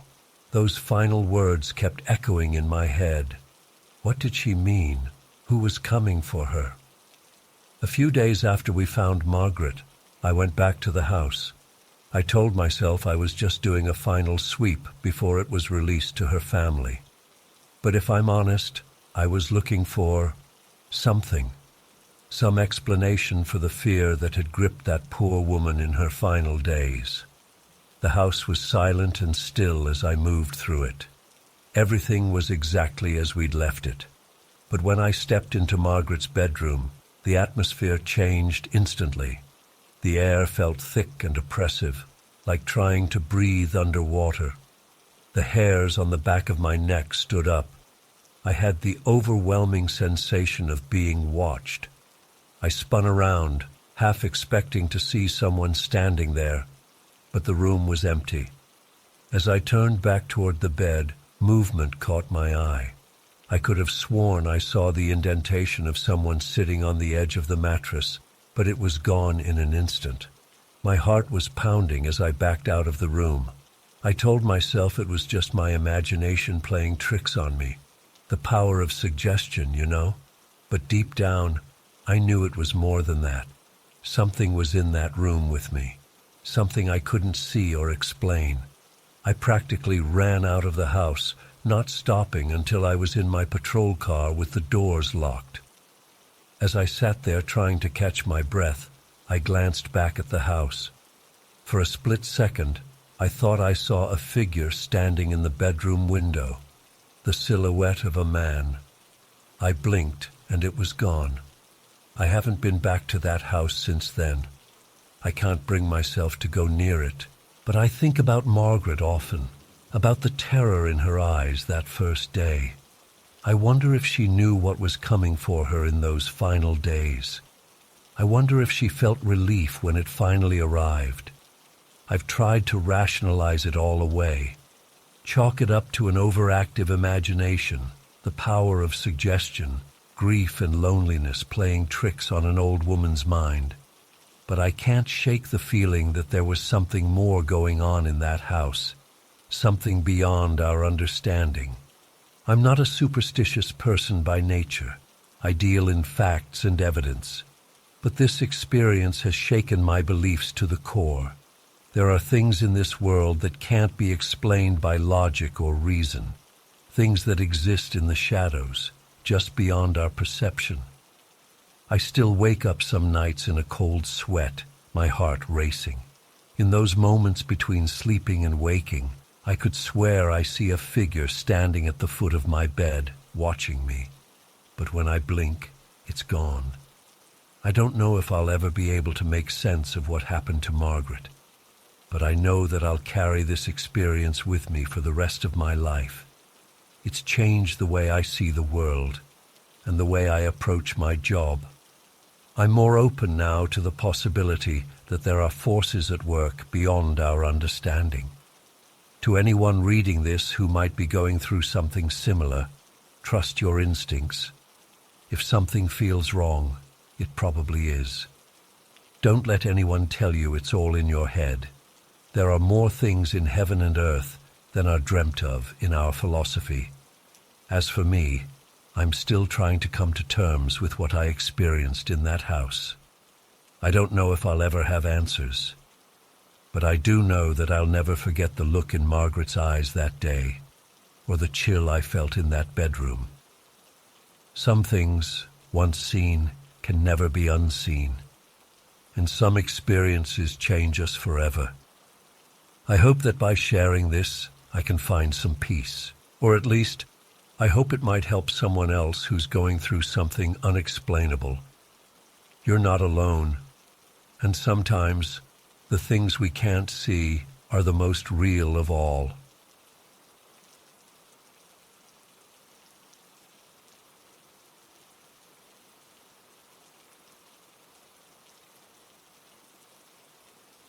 It started out as a typical evening at the state penitentiary, where I've worked for the past 5 years. I clocked in at 8 p.m. for my usual 12-hour overnight shift. After changing into my uniform and grabbing a quick coffee from the break room, I made my way to the control room to relieve the day shift officer. "Anything I should know about?" I asked Jim as he was packing up his things. "Nah, pretty quiet day. Just keep an eye on Rodriguez in cell 14. He's been acting a bit agitated lately," Jim replied. I nodded and settled into the chair in front of the bank of security monitors. The control room gave a panoramic view of the entire prison through dozens of cameras.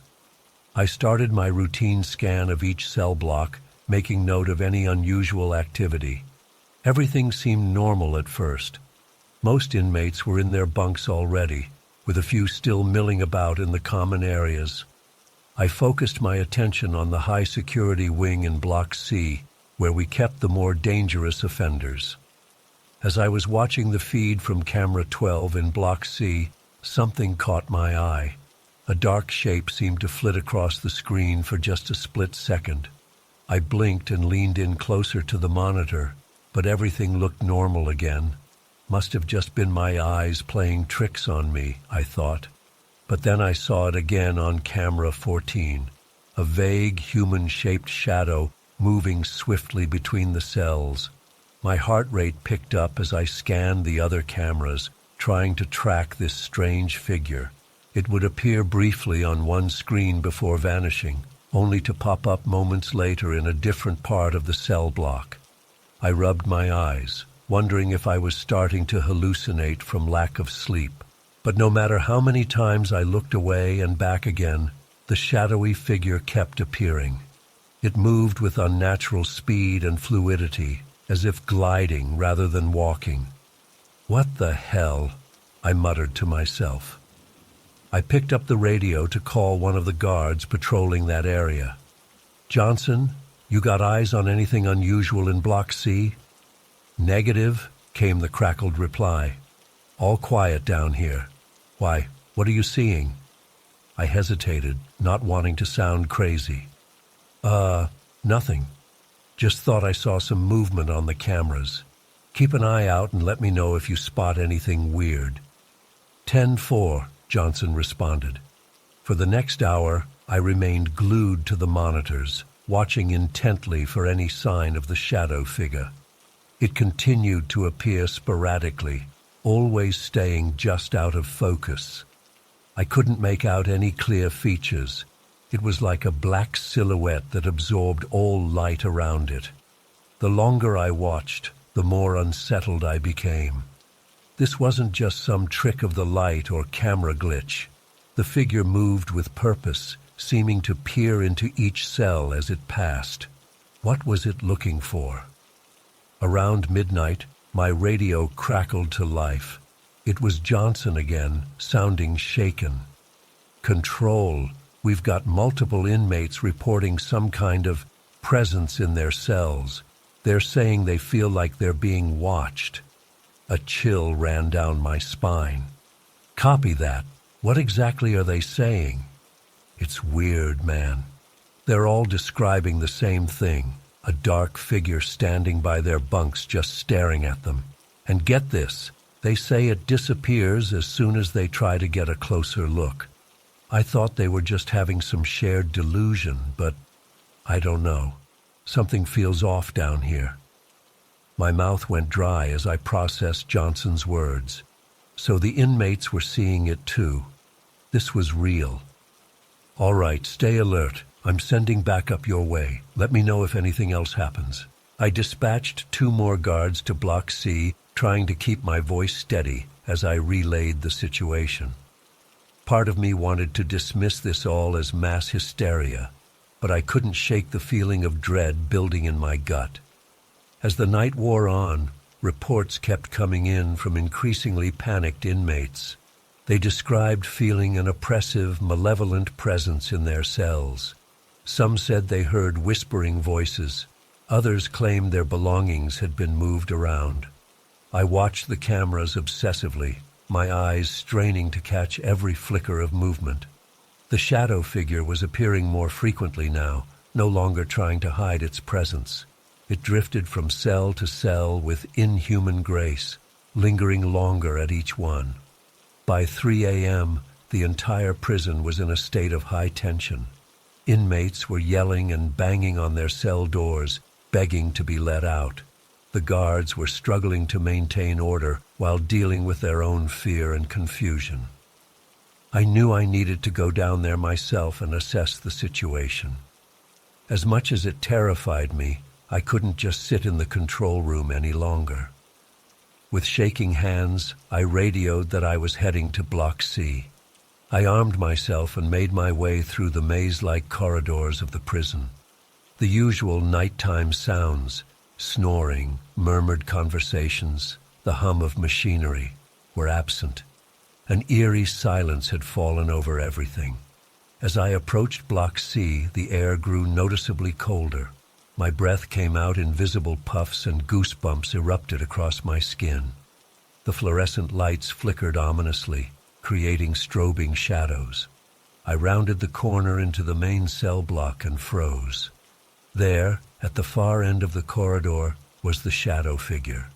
It was facing away from me, its inky black form a stark contrast to the stark white walls. Every instinct screamed at me to run, but I was rooted to the spot. Slowly, impossibly, the figure began to turn. I caught a glimpse of glowing red eyes before I snapped out of my paralysis and bolted. I ran blindly through the prison, my heart pounding in my ears. I didn't stop until I reached the relative safety of the control room, slamming and locking the door behind me. For several minutes I just stood there, gasping for breath and trying to process what I'd seen. This couldn't be happening. Things like this weren't real. A movement on one of the monitors caught my attention. The shadow figure was there, right outside the control room door.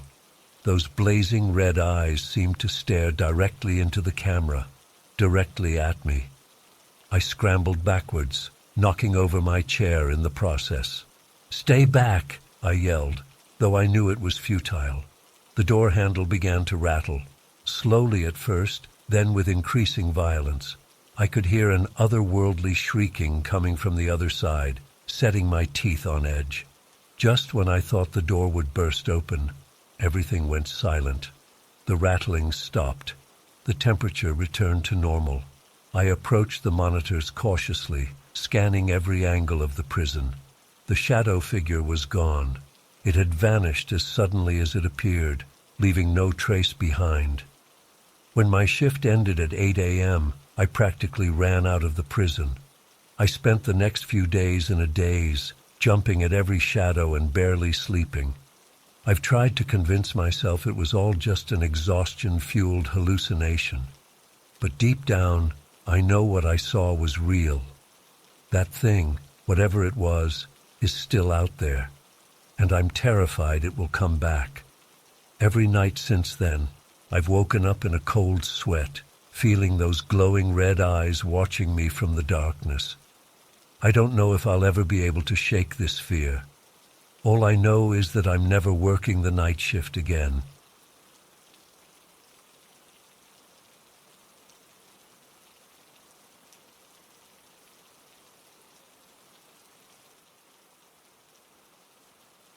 It was a quiet Tuesday evening when I got the call to patrol the cemetery. There had been reports of vandalism recently, knocked over headstones, graffiti, that kind of thing. The captain wanted increased patrols to deter any troublemakers. I wasn't thrilled about the assignment, but hey, it beat writing traffic tickets. As I pulled up to the cemetery gates around 10 p.m., an unsettling fog had rolled in, blanketing everything in a thick haze. Great, I thought. This is going to make patrolling fun. I flicked on my flashlight and started making my way through the rows of graves.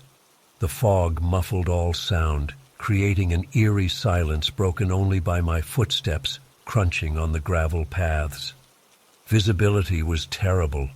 I could barely see 10 feet in front of me. The beam of my flashlight created weird shadows as it cut through the mist. I'd been walking for maybe 15 minutes when I caught a glimpse of movement out of the corner of my eye.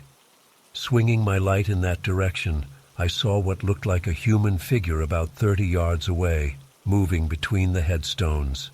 "Hey!" I called out.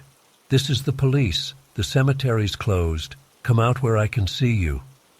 No response. The figure kept moving, seemingly unaware of my presence. I started jogging in that direction, determined to catch this vandal red-handed. But as I got closer, something felt off. The figure didn't seem quite solid. It was like trying to focus on a shadow. Just as I was about to reach it, the figure vanished into the fog. I stood there dumbfounded, my heart racing. What the hell just happened? I must have imagined it, I tried to tell myself. The fog was playing tricks on my eyes. I took a deep breath and continued my patrol, but I couldn't shake the uneasy feeling in the pit of my stomach. The fog seemed to press in closer, and the silence felt oppressive. I found myself jumping at every little noise, the rustle of leaves, a twig snapping underfoot. About an hour into my shift, I spotted the figure again. This time, it was standing motionless next to a large marble angel statue. I approached more cautiously this time, not calling out. As I got closer, I could make out more details. It appeared to be a woman in an old-fashioned dress, but something was wrong.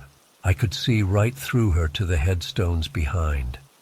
My breath caught in my throat as I realized I was looking at a ghost, an honest-to-God apparition.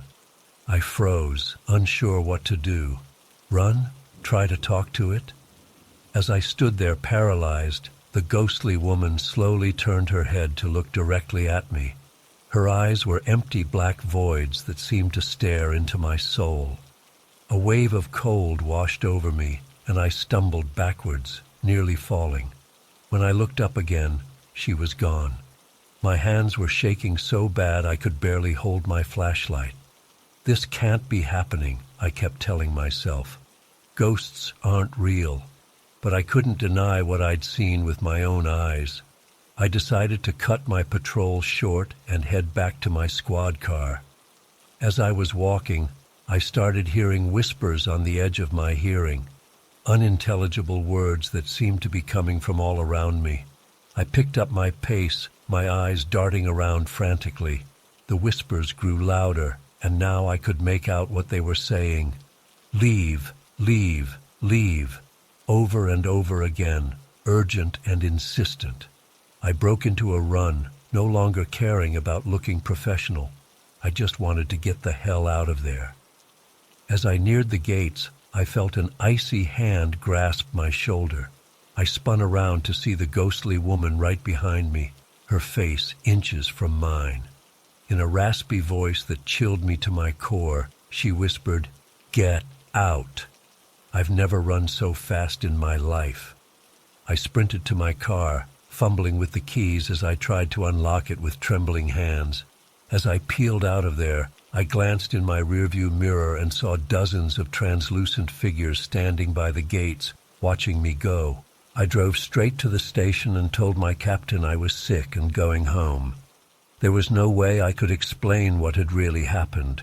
They'd think I was crazy or on drugs. I called in sick the next day, too, unable to stop shaking or sleep. It's been a week now, and I still can't get those empty black eyes out of my mind. I put in for a transfer to day shift, making up some excuse about wanting more family time. There's no way in hell I'm ever going back to that cemetery at night. I don't know what I encountered there, but it wasn't anything natural or explainable. I've always prided myself on being rational and level-headed. But that night shook my entire worldview. There are things out there beyond our understanding, lurking in the shadows. And sometimes it's best to heed their warnings and stay away. I still drive by Oakwood Cemetery during the day sometimes. It looks so peaceful and ordinary in the sunlight. But I know the truth of what waits there after dark. If you value your sanity, stay far away from that place when night falls. Some mysteries are better left unsolved.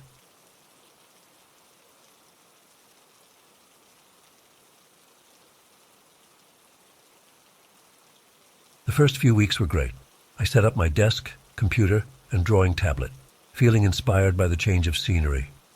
The basement had this old-world charm with its stone walls and wooden beams.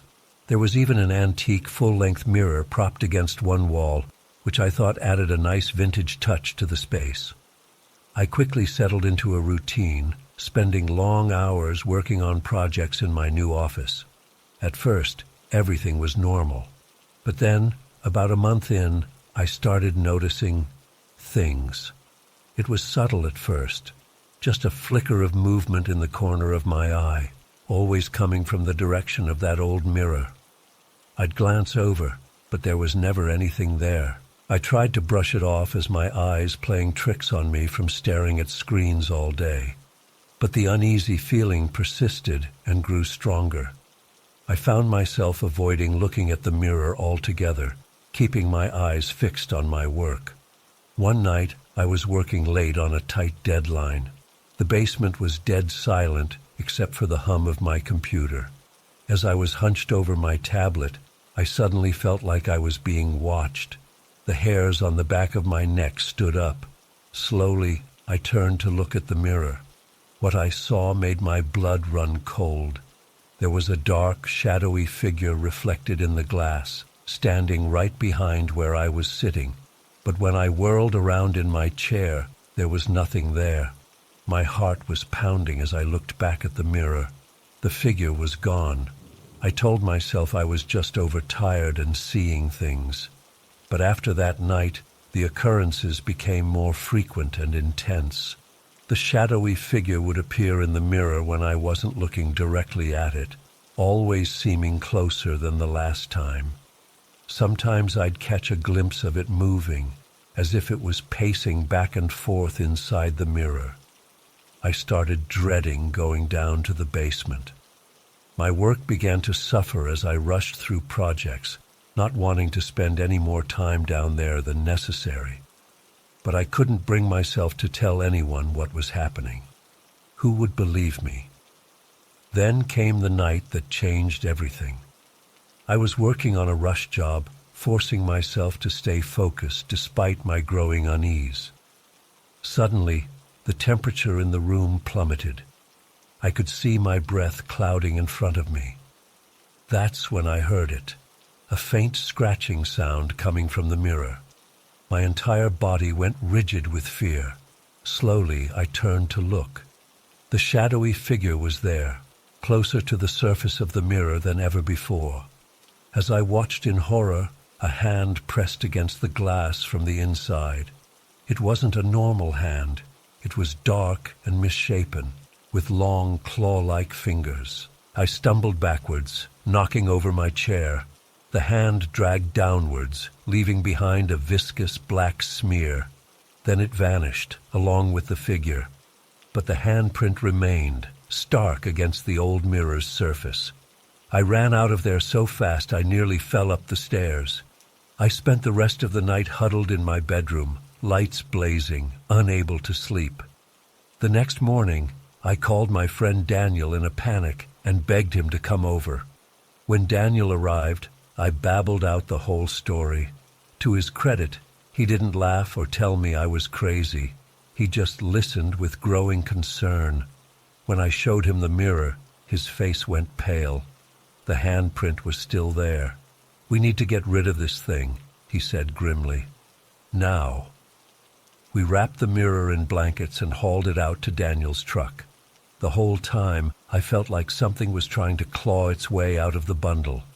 We drove it to a remote area and dumped it in a ravine, shattering the glass for good measure. I thought that would be the end of it. I was wrong. Even with the mirror gone, I couldn't shake the feeling that something was still in the basement. I tried to work up there, but the sense of a malevolent presence was overwhelming. Sometimes I'd hear faint whispers or scratching sounds coming from the corners of the room. I've since moved my office upstairs, and I avoid the basement entirely now. But late at night, I still hear things moving down there. Footsteps, whispers, the sound of something dragging across the floor. I'm writing this because I don't know what else to do. I'm terrified to stay in this house, but I'm equally scared of what might follow me if I leave.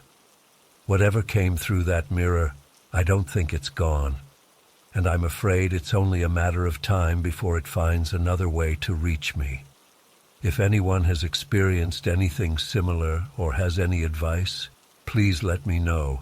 I'm desperate for help, and I don't know how much longer I can live like this. The fear is consuming me, and I'm starting to think I'll never feel safe again.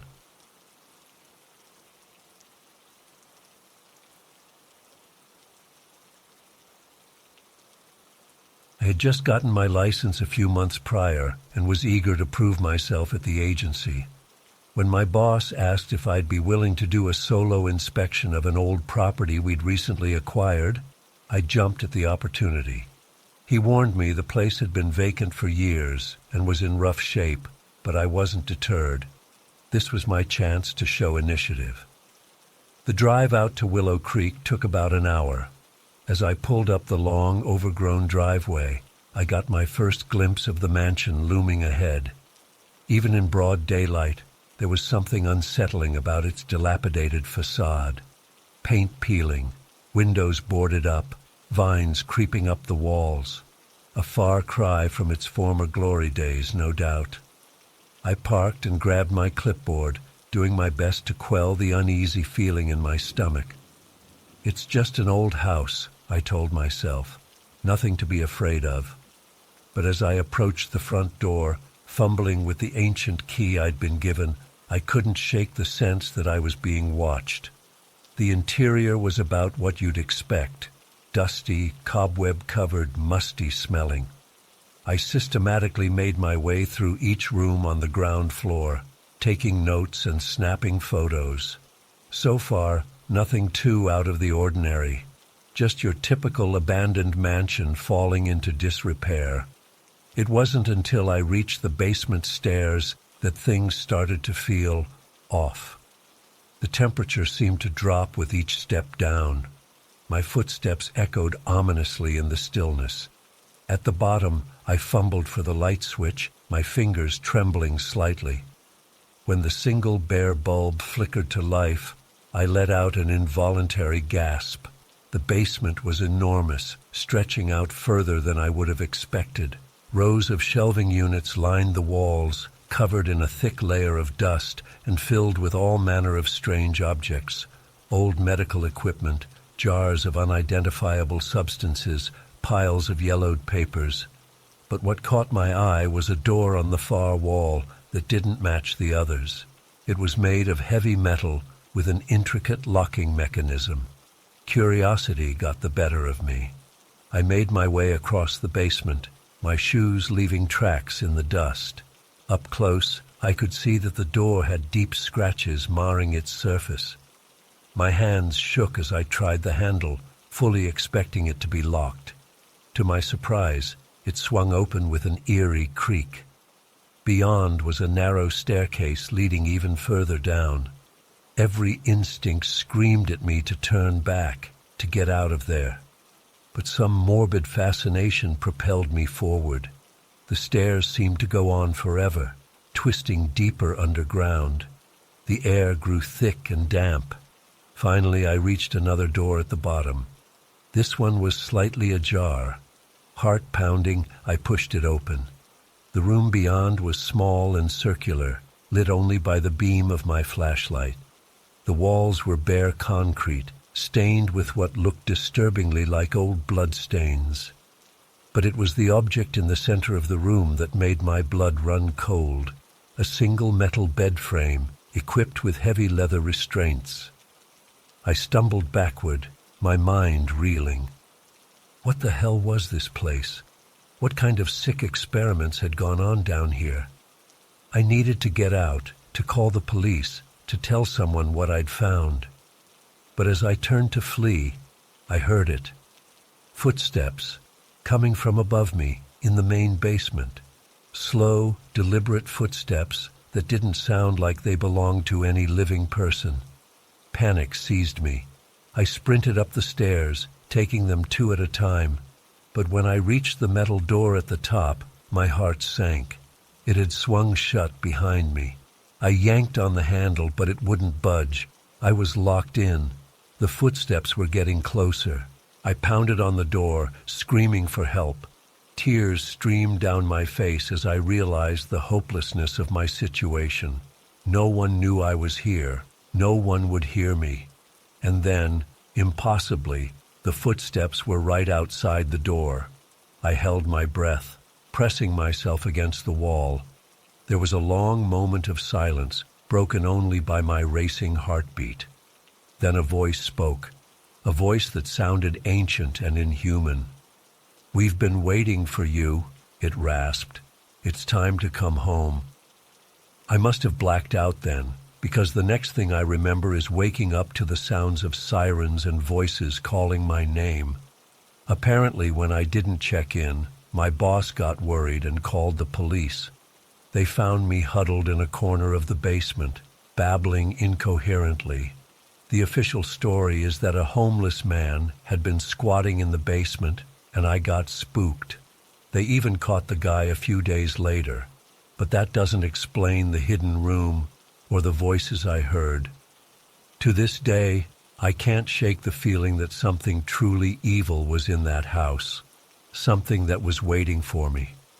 I quit my job at the agency shortly after. I couldn't bear the thought of ever setting foot in another abandoned building. Some nights I still wake up in a cold sweat, hearing that raspy voice telling me it's time to come home. And I wonder, what if they're still waiting for me?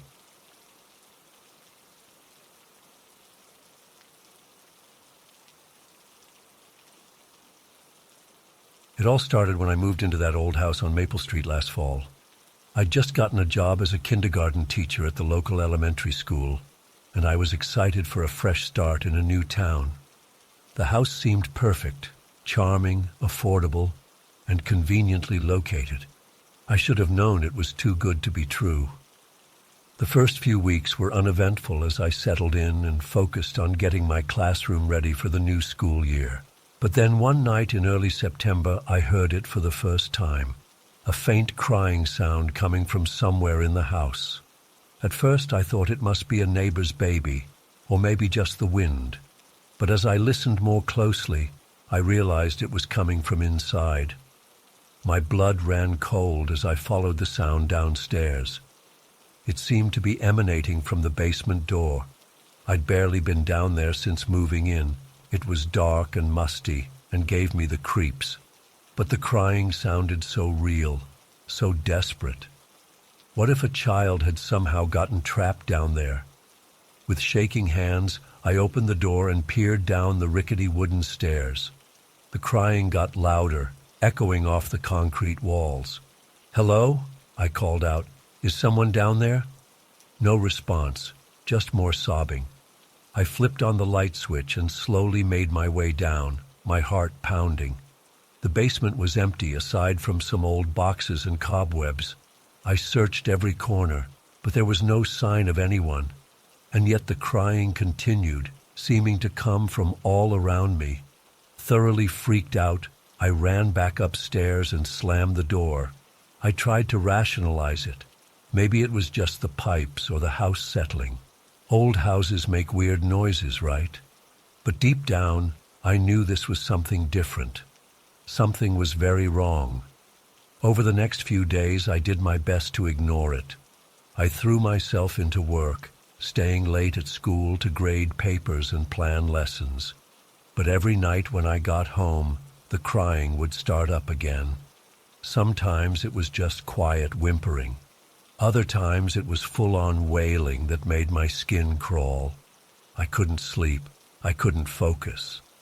My students started asking if I was feeling okay because I looked so tired and jumpy all the time.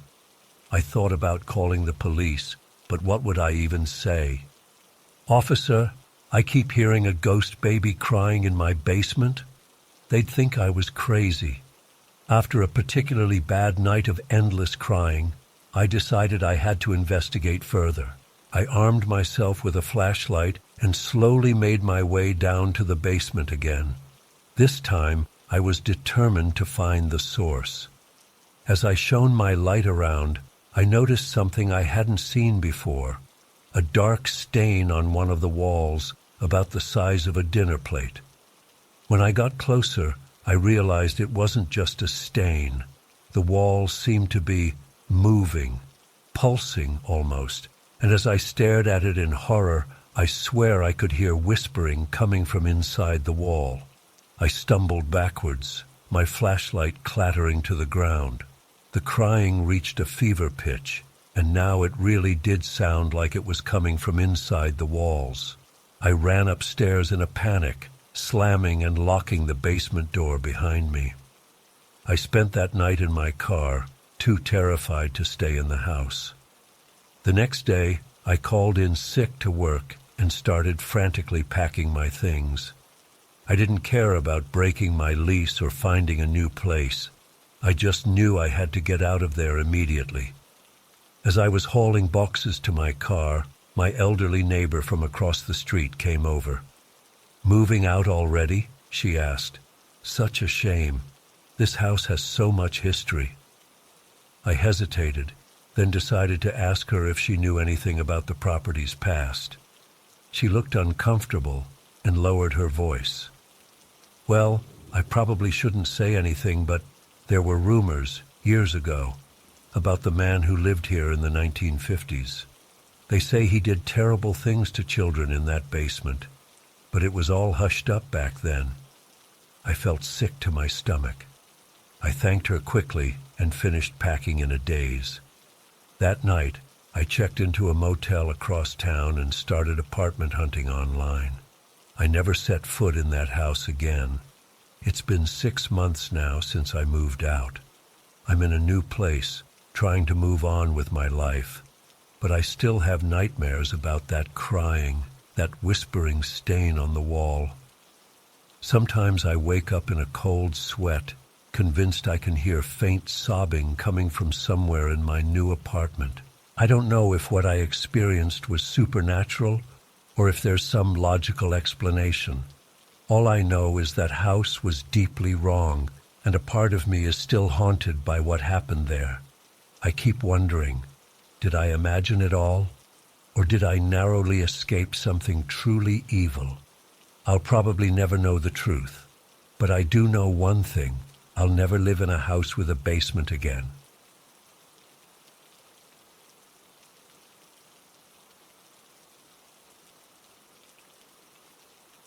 It was around 2 a.m., and the ER was surprisingly quiet.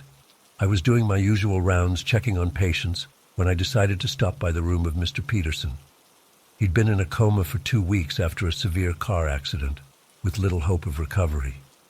His family had been by his side constantly, but that night they had finally gone home to rest. As I entered the dimly lit room, I nearly dropped my clipboard in shock. Mr. Peterson's eyes were wide open, staring directly at me. I rushed to his bedside, fumbling for my pen light to check his pupil response.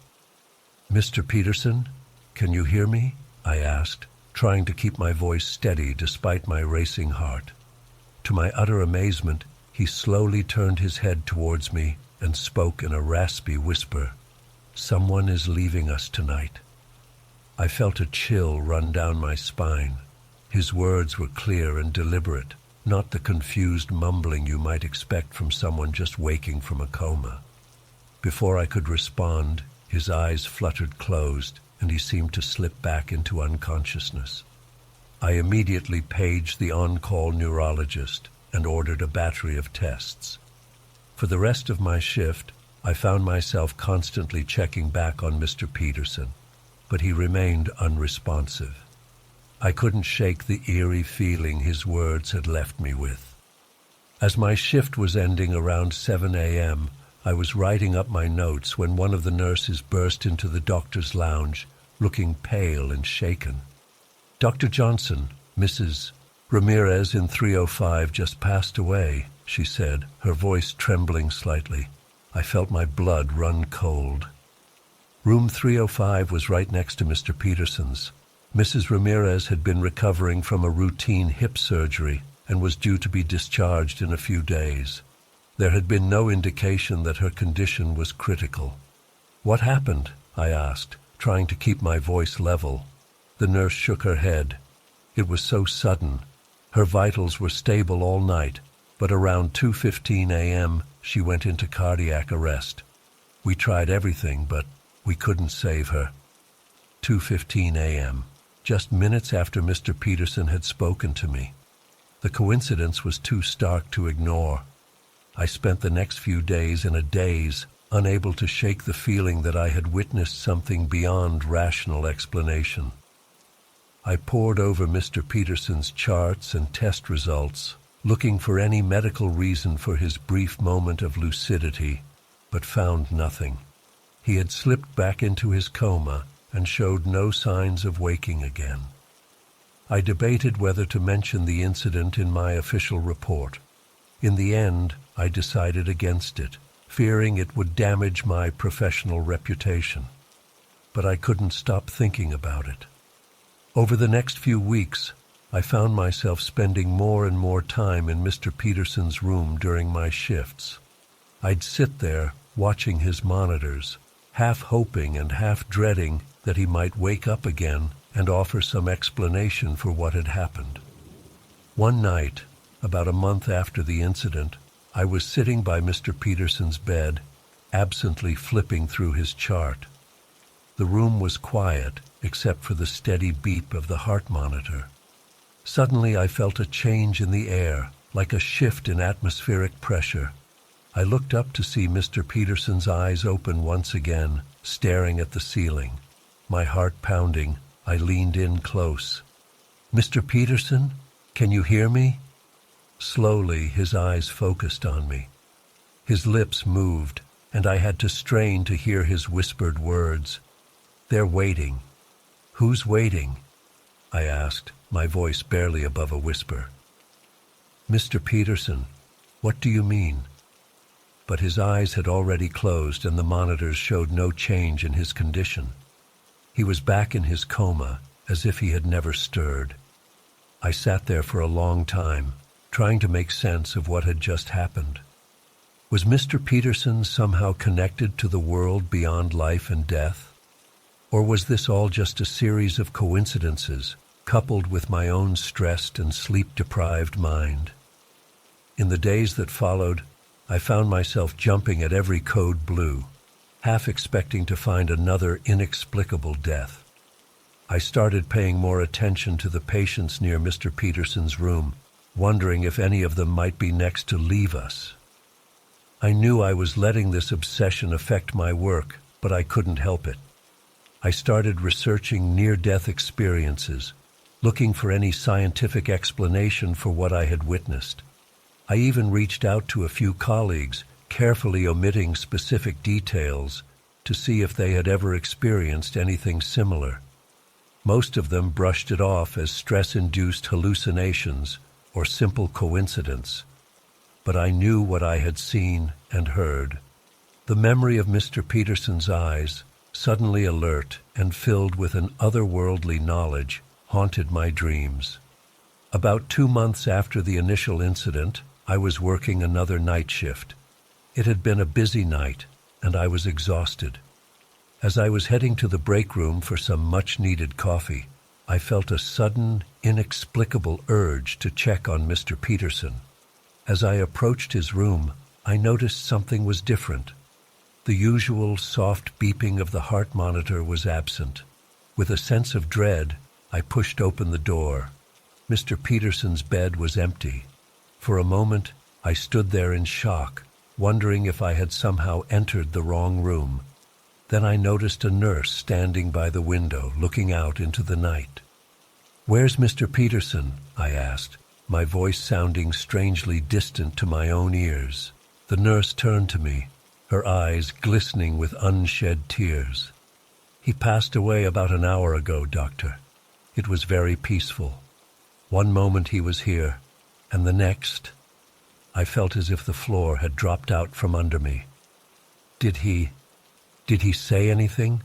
Before he—" The nurse shook her head. "No, he never regained consciousness. But—" She hesitated, then continued. "It's probably nothing, but right before his heart stopped, all the lights in the room flickered, and I could have sworn I felt a breeze, even though the window was closed." I nodded numbly, unable to form words. As I turned to leave the room, I caught a glimpse of my reflection in the darkened window. For a split second, I thought I saw Mr. Peterson standing behind me, a serene smile on his face. I whirled around, but of course, there was nothing there.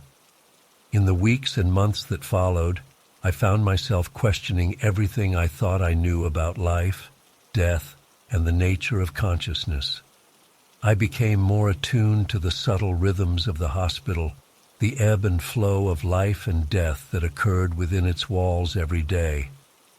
I never experienced anything quite like those encounters with Mr. Peterson again, but the memory of those nights has stayed with me, a constant reminder that there are things in this world that defy our understanding.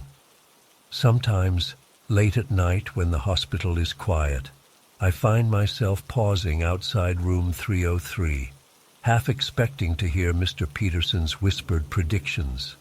And in those moments, I can't help but wonder, who else might be waiting, just beyond the veil of our perception, with messages from the other side?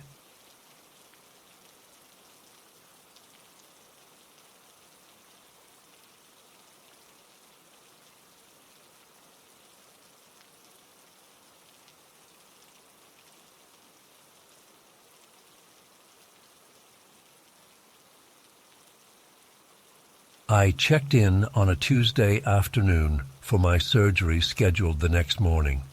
The nurses got me settled into my room, a standard double with 2 beds, though I didn't have a roommate at the time. Everything seemed normal as I tried to relax and prepare myself mentally for the procedure. As night fell, the hospital grew quiet. I dozed off and on, a bit anxious about the surgery, but overall feeling okay. Around 2:30 a.m., I woke up needing to use the bathroom. As I was heading back to bed, I noticed something odd, a dark shadow visible in the narrow gap under my door. At first I thought it was just a trick of the light, but as I stared, it seemed to move slightly, as if someone was standing right outside. My heart started racing. Who would be lurking outside my room in the middle of the night? I told myself it was probably just a nurse doing rounds, but something about it felt wrong. The shadow remained completely still for what felt like several minutes. Then, ever so slowly, it seemed to lean in closer to the door, like someone peering in. I was frozen in fear, hardly daring to breathe. Suddenly, the shadow retreated and disappeared. I let out a shaky breath, unsure if I had imagined the whole thing in my sleepy, anxious state. I checked the time, 3:05 a.m. Eventually, I managed to fall back asleep, chalking it up to pre-surgery jitters. The next day passed in a blur of nurses, doctors, and recovery from the anesthesia. By that evening, I was groggy but feeling all right, glad the surgery was behind me. As night fell again, I found myself growing inexplicably anxious. I tried to shake it off, but couldn't help glancing at the door every few minutes. Sure enough, at 2:55 a.m., I jolted awake with a sense of dread. My eyes were immediately drawn to the gap under the door. At first, nothing. Then, right at 3, the shadow appeared. This time I was wide awake and there was no mistaking it. A dark, person-shaped shadow, unnaturally black against the dim hallway light. It stood motionless for several long moments. Then, to my horror, I saw what looked like fingers curling around the edge of the door, as if testing it. I wanted to scream for help, but terror had paralyzed me. Just as I thought the door might open, the shadow and the hand abruptly vanished. I lay there shaking, my heart pounding so hard I thought it might burst. What the hell was going on in this hospital? The next morning, still rattled, I tried to casually ask my nurse if there had been any disturbances in the night. She assured me everything had been quiet as usual. I wanted to tell her what I'd seen, but was afraid of sounding crazy. Instead, I asked if I could be moved to a different room, making up an excuse about noise from the hallway. She said they were full up, but offered to close my door at night if that would help. I agreed, though I doubted a closed door would stop whatever I'd seen. That afternoon, they moved another patient into the second bed in my room, an elderly man named Mr. Wilkes. He seemed nice enough, though a bit confused at times. As we chatted, I casually brought up strange noises in the hospital at night. To my shock, his eyes went wide and he leaned in close. "You've seen it too, haven't you?" he whispered. The shadow under the door. A chill ran down my spine. You mean? He nodded gravely. Every night around 3 a.m. Been seeing it since I got here last week. Thought I was losing my mind.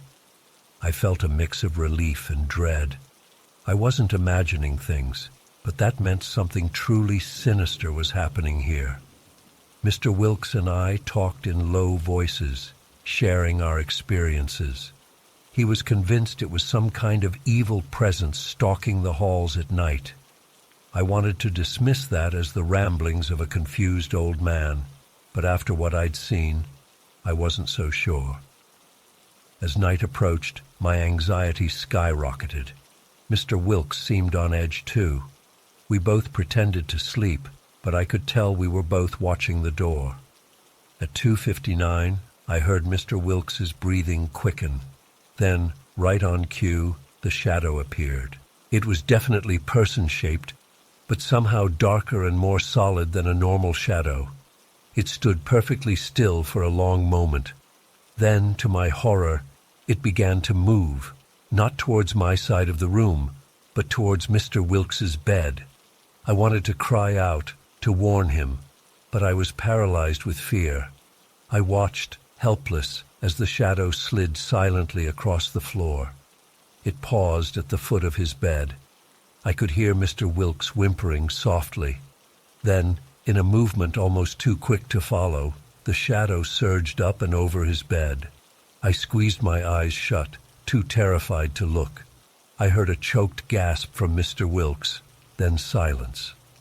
When I finally got the courage to open my eyes, the shadow was gone.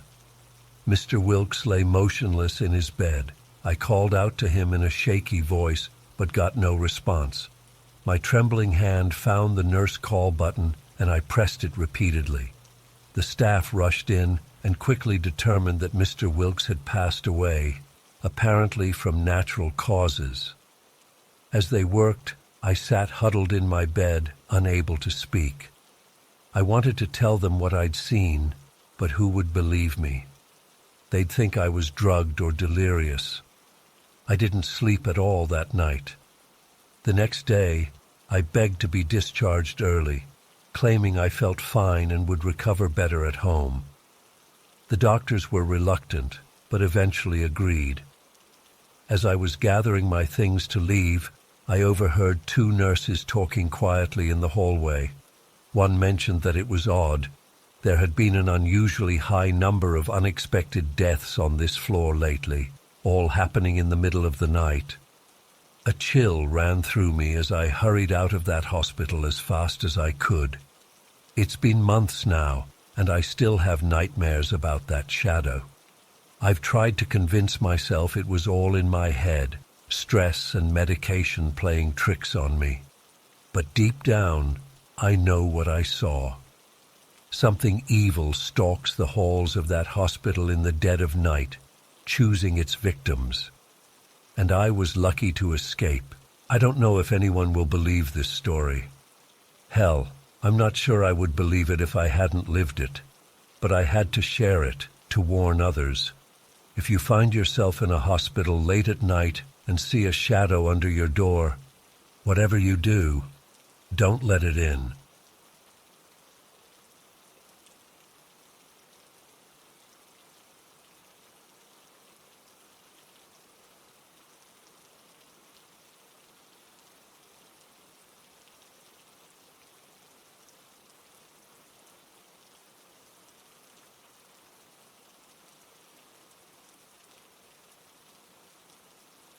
It was a typical Tuesday night in late October.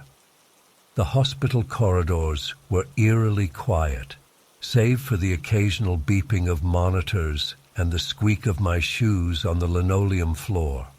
I was making my usual rounds, checking on the patients in the long-term care ward.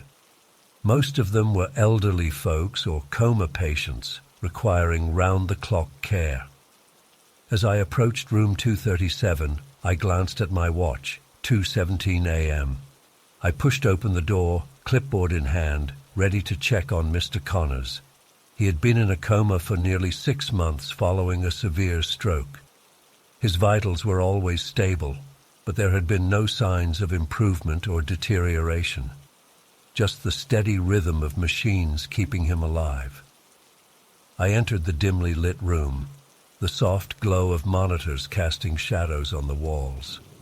Mr. Connors lay motionless as always, his chest rising and falling with mechanical precision thanks to the ventilator. I began my routine checks, noting his blood pressure and oxygen levels on the chart. Suddenly, I felt a chill run down my spine. The hairs on the back of my neck stood up, and I had the overwhelming sensation that someone was watching me. I slowly turned towards Mr. Connors, and my heart nearly stopped. His eyes were open, staring directly at me. I froze, unable to process what I was seeing. This man hadn't shown any signs of consciousness in months, yet here he was, looking right at me with startling clarity in his gaze. I fumbled for the call button, my hands shaking uncontrollably. Before I could press it, Mr. Connors spoke. His voice was barely above a whisper, raspy from disuse, but I heard every word with crystal clarity. "He's coming to get me." A wave of goosebumps washed over me. I wanted to run, to scream, to do something, but I was rooted to the spot. Mr. Connors continued to stare at me, his eyes wide with what looked like a mixture of fear and anticipation. "Who's coming, Mr. Connors?" I managed to stammer out. He didn't respond. Instead, his eyes slowly closed, and he slipped back into unconsciousness as if nothing had happened. The monitors showed no change in his vitals. It was as if he had never woken up at all. I stumbled out of the room, my mind reeling. I immediately reported the incident to Dr. Sharma, the on-call physician. He seemed skeptical, but agreed to run some tests in the morning. I spent the rest of my shift on edge, jumping at every little noise and constantly checking on Mr. Connors. He remained unresponsive. The next few days passed in a blur. The tests showed no change in Mr. Connors' condition, and my colleagues gently suggested that perhaps I had imagined the whole thing due to stress and lack of sleep. I began to doubt myself, wondering if I had dozed off and dreamed the entire incident. But then, exactly 1 week after that night, everything changed. I was working another night shift. It was around 3 a.m. when the power in the hospital flickered briefly. We were used to occasional outages, so I didn't think much of it at first. But then I noticed something odd. The security cameras in the hallway had gone dark. A sense of unease crept over me as I made my way to Mr. Connors' room. As I approached, I saw a tall figure dressed in dark clothing slip out of the room and hurry down the hallway. I called out, but they didn't stop. I ran after them, but by the time I reached the end of the corridor, they had vanished. My heart pounding, I rushed back to Mr. Connors' room. The bed was empty. The monitors were off, the IV lines dangling uselessly. Mr. Connors was gone. The hospital went into lockdown. Police were called, and a frantic search began. How could a comatose patient simply disappear? The security footage showed nothing, just static during the time of the power flicker. It was as if Mr. Connors had vanished into thin air. Weeks passed with no leads. The police investigation hit dead end after dead end. Rumors and theories swirled among the hospital staff. Some thought it was an elaborate insurance scam. Others believed in more supernatural explanations. I couldn't shake the memory of Mr. Connors' words that night. "He's coming to get me." Then, almost a month after the disappearance, we got answers, but they only led to more questions. A detective came to the hospital to inform us that Mr. Connors had been found. He was dead, having passed away peacefully on a small farm about 100 miles from the city. The person who had taken him from the hospital? It was his son, a man named James Connors. The story that emerged was both heartbreaking and bizarre. James had been estranged from his father for years, but had reconciled shortly before Mr. Connors' stroke. Apparently, Mr. Connors had made his son promise that he wouldn't let him die in a hospital, hooked up to machines. He wanted to pass away at home, surrounded by nature. James had been racked with guilt for months, watching his father waste away in the hospital. He claimed that one night he had a vivid dream where his father told him it was time to fulfill his promise. That was the night he came to the hospital. But how did he manage to get past security? How did he disconnect all the equipment and transport a comatose patient without anyone noticing? James was vague on the details, claiming it was all a blur. The police seemed satisfied with his explanation, chalking it up to a grieving son's desperate actions. I couldn't shake the feeling that there was more to the story. How did Mr. Connors know his son was coming that night he woke up? How did he regain consciousness just long enough to deliver that cryptic message? The incident with Mr. Connors has left me questioning everything I thought I knew about life, death, and the connections between people. I still work at St. Mary's, but I can never look at room 237 the same way again. Sometimes, late at night, I swear I can hear Mr. Connors' voice echoing through the halls. He's coming to get me. I don't know if I'll ever fully understand what happened that night. Part of me doesn't want to. But I do know that it has forever changed the way I view my job, my patients, and the thin line between this world and whatever lies beyond. I just hope that wherever Mr. Connors is now, he's at peace.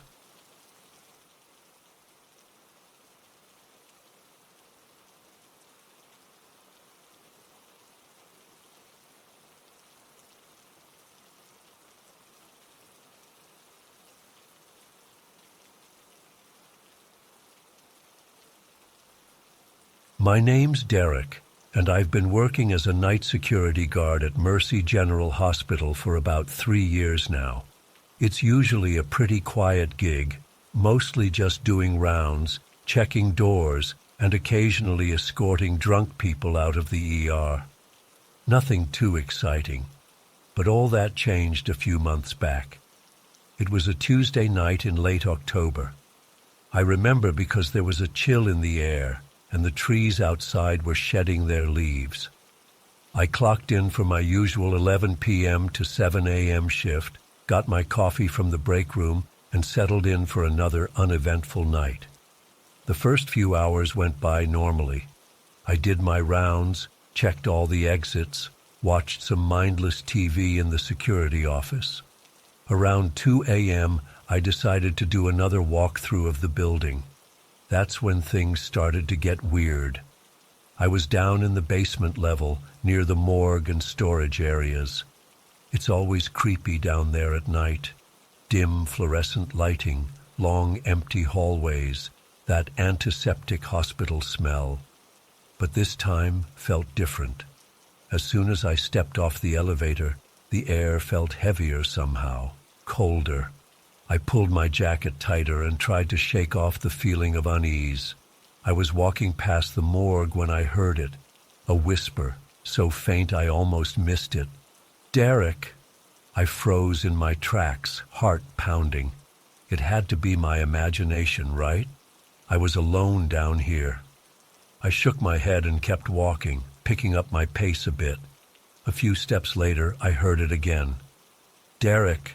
This time it was clearer, unmistakable. I spun around, shining my flashlight down the empty hallway. "Hello? Is someone there?" My voice echoed off the walls. No response. I'd like to say I was brave in that moment, but the truth is, I was terrified. Every instinct told me to get the hell out of there. But it was my job to investigate, so I forced myself to keep going. As I approached the morgue doors, the temperature seemed to drop even further. I could see my breath clouding in front of me. That's when I felt it, a presence. I can't explain it, but I knew I wasn't alone. The hairs on the back of my neck stood up. It felt like someone, or something, was right behind me, breathing down my neck. I whirled around, heart racing, but there was nothing there. Just an empty hallway stretching into darkness. I took a deep breath, trying to calm myself. "Get it together, Derek," I muttered. "You're just freaking yourself out." That's when I heard the banging. It was coming from inside the morgue, a steady, rhythmic thumping, like someone was knocking on one of the cold storage drawers. From the inside, my blood ran cold. Part of me wanted to run, to get as far away from that sound as possible, but I couldn't just leave. What if someone was trapped in there somehow? I had to check. With shaking hands, I unlocked the morgue door and stepped inside. The banging stopped immediately. The room was silent except for the low hum of the refrigeration units. Row after row of stainless steel drawers lined the walls, each one a potential source of that unsettling noise. "Hello?" I called out, my voice trembling. "Is anyone in here?" No response, just that eerie silence. I started checking the drawers one by one, half expecting, dreading, to find someone alive inside. But they were all securely latched. Some were empty, others held bodies draped in white sheets. But nothing out of the ordinary. I was about to leave when I felt it again. That presence, stronger this time, like it was right next to me. The air around me grew ice cold. I could have sworn I felt fingers brush against the back of my neck. I spun around, heart pounding out of my chest, and for a split second I saw something, a dark shape, vaguely human, standing in the corner. But as soon as I focused on it, it was gone. That was it. I couldn't take any more. I bolted out of that morgue faster than I've ever moved in my life. I didn't stop running until I was back in the security office, door locked behind me. I spent the rest of my shift huddled in that office, jumping at every little sound. When 7 a.m. finally rolled around, I practically ran out of the building. I called in sick the next night, and the night after that. When I finally went back to work, I made excuses to avoid going down to the basement. I just couldn't bring myself to go near that morgue again. It's been months now, and I still can't explain what happened that night. Was it all in my head? Some kind of hallucination brought on by lack of sleep and too much coffee? Or did I really experience something supernatural? I don't know. But I do know this. I'll never forget the feeling of that presence. The chill that went through me when I heard my name whispered in that empty hallway. The sound of that banging coming from inside those cold storage drawers. Sometimes I wonder if there was someone or something trapped down there, trying to communicate, wanting to be heard. But if that's the case, I hope they found peace, because I'm never going back to find out. I still work at the hospital, but I requested a transfer to the day shift. I can't handle those long, lonely nights anymore, not after what I experienced. I don't expect anyone to believe me. Hell, most days I'm not sure I believe it myself. But I know what I felt that night, and I'll never be the same because of it. So that's my story. I don't know if sharing it has helped or just dredged up memories I've been trying to forget. But at least now someone else knows. Maybe that's enough. If you ever find yourself working nights in a hospital, do yourself a favor. Stay out of the basement. And if you hear someone calling your name when you're alone, don't answer. Some things are better left undisturbed.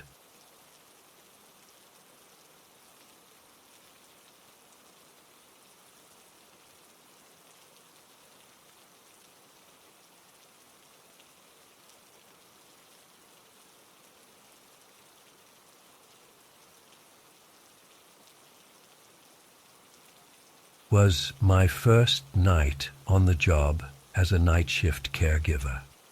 I was excited but nervous. I'd always wanted to work in healthcare, and this seemed like a good way to get my foot in the door.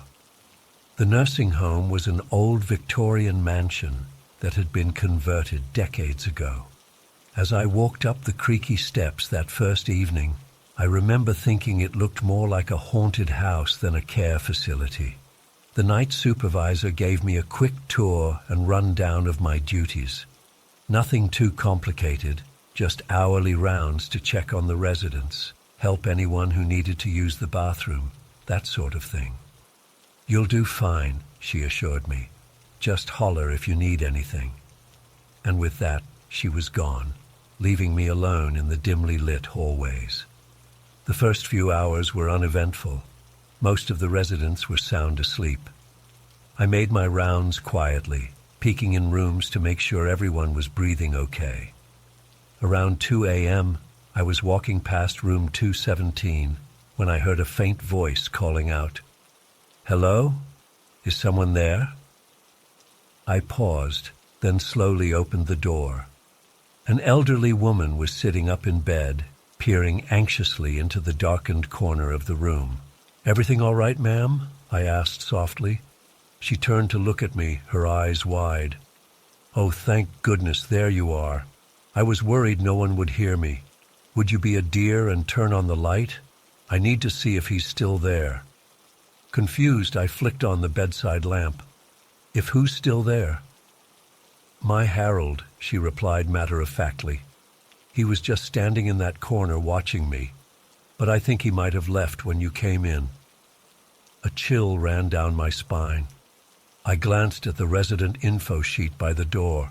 Mrs. Edna Harding, age 89. No mention of a husband. "Mrs. Harding," I said gently. "There's no one else in the room. It's just you and me." She looked at me like I was a simpleton. "Well, of course you can't see him, dear. Harold's been dead for 15 years, but he still comes to visit me sometimes." I didn't know how to respond to that.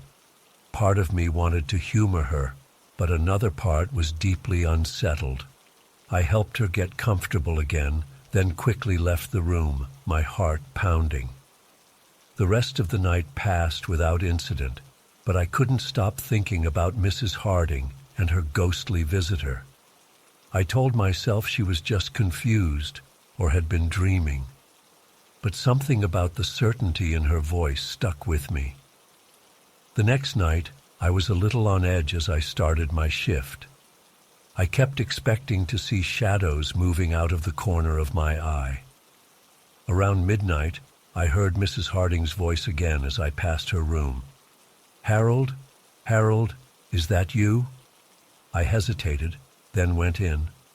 Mrs. Harding was sitting up again, this time staring intently at the foot of her bed. "He was just here," she said as I approached. "Didn't you see him? He walked right past you in the hallway." "I'm sorry, Mrs. Harding," I replied. "I didn't see anyone out there." She sighed in frustration. "Well, keep an eye out for him, would you, dear? He seemed upset about something tonight. I hope everything's all right." I nodded, not trusting myself to speak. As I turned to leave, the temperature in the room suddenly plummeted. I could see my breath misting in the air. The hairs on my arms stood up. "Oh, there you are, Harold," Mrs. Harding exclaimed happily behind me. "I was wondering where you'd gone off to." I bolted from the room, slamming the door behind me. My hands were shaking so badly I could barely fill out the nightly report. I wanted desperately to tell someone what had happened, but I was afraid they'd think I was crazy or not cut out for the job. So I kept it to myself and tried to convince myself there was a logical explanation. The third night, things escalated. I was doing my 3 a.m. rounds when I heard what sounded like a man's voice coming from Mrs. Harding's room. My blood ran cold. Had an intruder somehow gotten in? I rushed to the door and flung it open. The room was empty except for Mrs. Harding, who was peacefully asleep. But as I stood there, I distinctly heard a man whisper directly in my ear, "She's mine. Leave us be." I let out a strangled yelp and stumbled backwards into the hall. Mrs. Harding stirred and opened her eyes. "Oh, it's you again," she said drowsily. "Did Harold startle you, dear? He can be a bit protective sometimes. Don't take it personally." I fled down the hallway, my heart racing. I spent the rest of the night huddled at the nurse's station, jumping at every little sound. When my shift ended, I went straight to the supervisor and quit on the spot. I couldn't bring myself to explain why. I just said the night shift wasn't for me. It's been months now, and I still lie awake some nights wondering what really happened in that nursing home. Was it all just my imagination? A series of coincidences? Or did I truly encounter something supernatural? I've thought about going back, just to see if I can make sense of it all.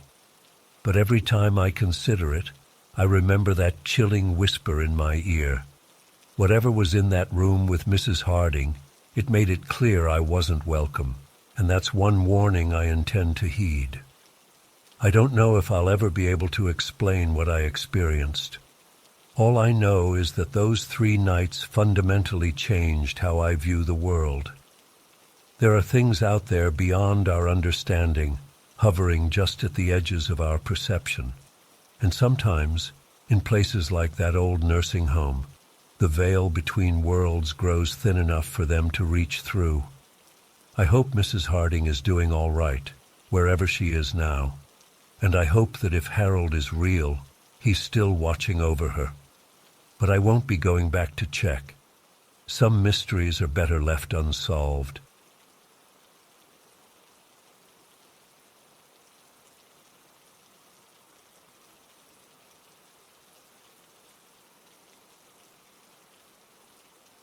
The lobby was dimly lit, with just a few flickering fluorescent lights casting eerie shadows.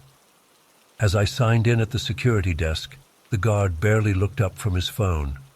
"Night shift, huh? Good luck," he mumbled. I tried to laugh it off, but his words sent a chill down my spine. I made my way to the janitor's closet on the ground floor to grab my supplies. That's when I first encountered Doug. He was a tall, gaunt man with sunken eyes and stringy gray hair. His janitor's uniform hung loosely on his bony frame. "You must be the new guy," he said, his voice raspy. "I'm Doug. I'll be showing you the ropes tonight." I forced a smile and introduced myself, trying to ignore the way his eyes seemed to bore into me. As we gathered cleaning supplies, Doug kept staring at me with an unsettling intensity. I chalked it up to first-day awkwardness and tried to focus on the task at hand. We started on the top floor and worked our way down. Doug insisted on staying close to me the entire time, hovering just a few feet away as I vacuumed and dusted. Every time I glanced over my shoulder, his eyes were fixed on me. The hair on the back of my neck stood up. "So, how long have you worked here?" I asked, desperate to break the uncomfortable silence.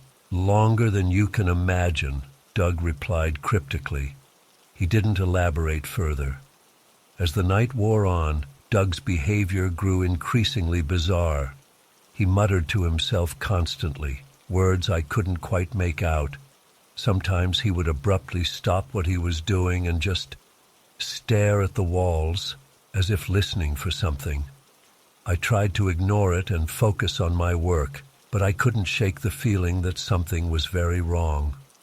Around 2 a.m., we reached the 20th floor. I was exhausted and looking forward to finishing up so I could go home. As I was emptying trash cans in one of the cubicles, I heard a loud thud behind me. I spun around to see Doug standing there, breathing heavily, a wild look in his eyes. "Did you hear that?" he whispered urgently. "They're coming. We have to hide." Before I could respond, Doug grabbed my arm and yanked me towards a supply closet. His grip was surprisingly strong for such a scrawny guy. I pulled away, heart racing. "What are you talking about? Who's coming?" I asked, trying to keep my voice steady. Doug's eyes darted around frantically. The shadows. They come at night. But don't worry. I'll protect you. I always protect the new ones. I backed away slowly, my skin crawling. This guy was clearly unhinged. I needed to get out of there fast. I need to use the restroom, I lied. I'll be right back. I speed-walked to the elevator, jabbing the down button repeatedly.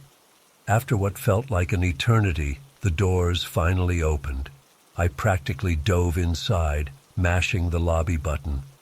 As the doors began to close, I caught a glimpse of Doug's face watching me from down the hall.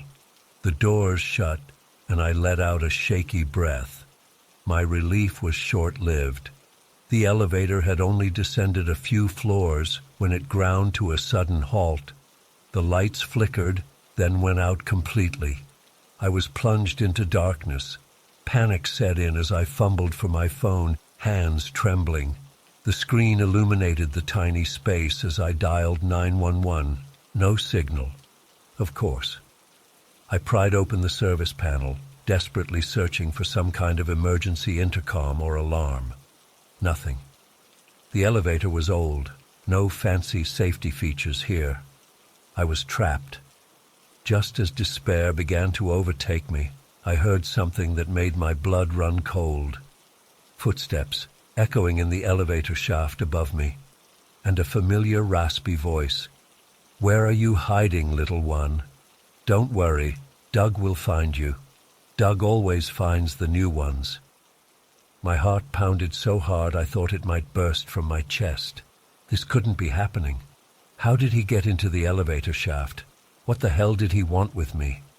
I pounded on the elevator doors, screaming for help. But I knew it was useless. The building was empty, except for Doug and me. The footsteps grew closer. I could hear Doug muttering to himself as he descended, the words becoming clearer. "Can't let them escape. Must protect them from the shadows. They don't understand. But Doug understands. Doug always understands." Frantic, I wedged my fingers into the crack between the elevator doors and pulled with all my might. To my shock, they began to budge. Must have been my adrenaline-fueled terror giving me extra strength. I managed to create a gap just wide enough to squeeze through. I tumbled out onto the 15th floor, scraping my arms and legs in the process. But I didn't care. I had to get away. I sprinted down the hallway, looking for stairs, an exit, anything. But all the doors were locked. I was trapped up here. That's when I spotted it, an emergency fire escape through a window at the end of the hall.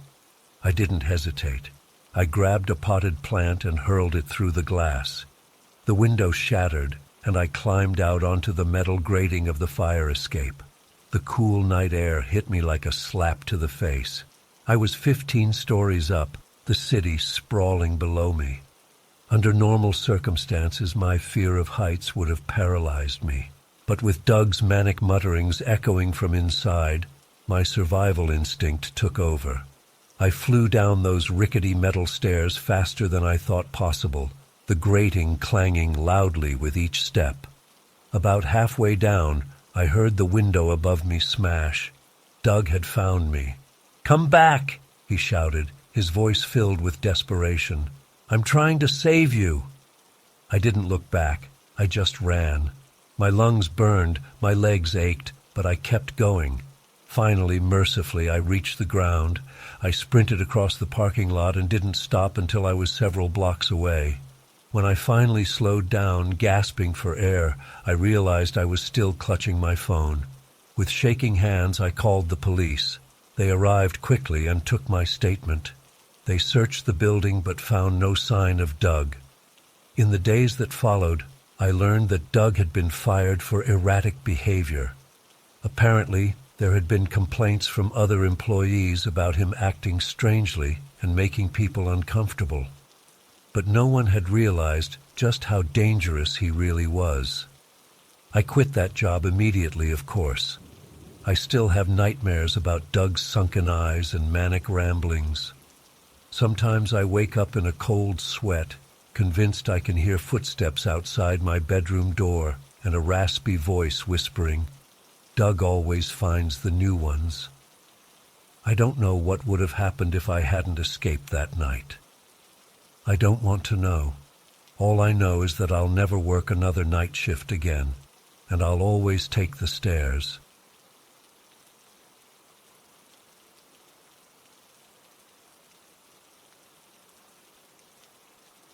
I had just started my new job at Johnson & Miller Law Firm a few weeks ago. It was a small office, only about 10 employees total, but I was excited for the opportunity. As the new administrative assistant, I figured I'd be doing a lot of filing, answering phones, that sort of thing. But from day one, things felt off. My boss, Janet, kept giving me these strange assignments. She'd hand me unmarked envelopes and tell me to deliver them to this old building on the outskirts of town. At first, I didn't think much of it. Maybe it was just some confidential legal documents or something. But the more I did these deliveries, the weirder it felt. The building itself was creepy as hell. It was this old, dilapidated 3-story structure that looked like it hadn't been occupied in years. Most of the windows were boarded up, the paint was peeling, and there was overgrown vegetation all around it. I always got an eerie feeling when I approached it, like I was being watched. One day, as I was walking up to drop off another envelope, I glanced up at one of the second-floor windows. My blood ran cold. There was a figure standing there, just staring at me. I couldn't make out any features. It was more of a silhouette. But I knew someone or something was there, observing me. I nearly dropped the envelope and ran, but I remembered Janet's stern warning to always complete the deliveries no matter what.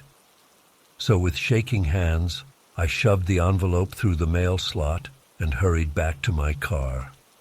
The whole drive back to the office, I kept checking my rearview mirror, half expecting to see that shadowy figure following me. When I got back, I tried to casually ask Janet about the building and who we were delivering to. She brushed me off, saying it was confidential client information. But I could tell she was hiding something. Her eyes darted away, and she quickly changed the subject. That night, I couldn't sleep. I kept seeing that figure in the window every time I closed my eyes. I decided to do some research on the building, see if I could find any information about its current occupants or owners.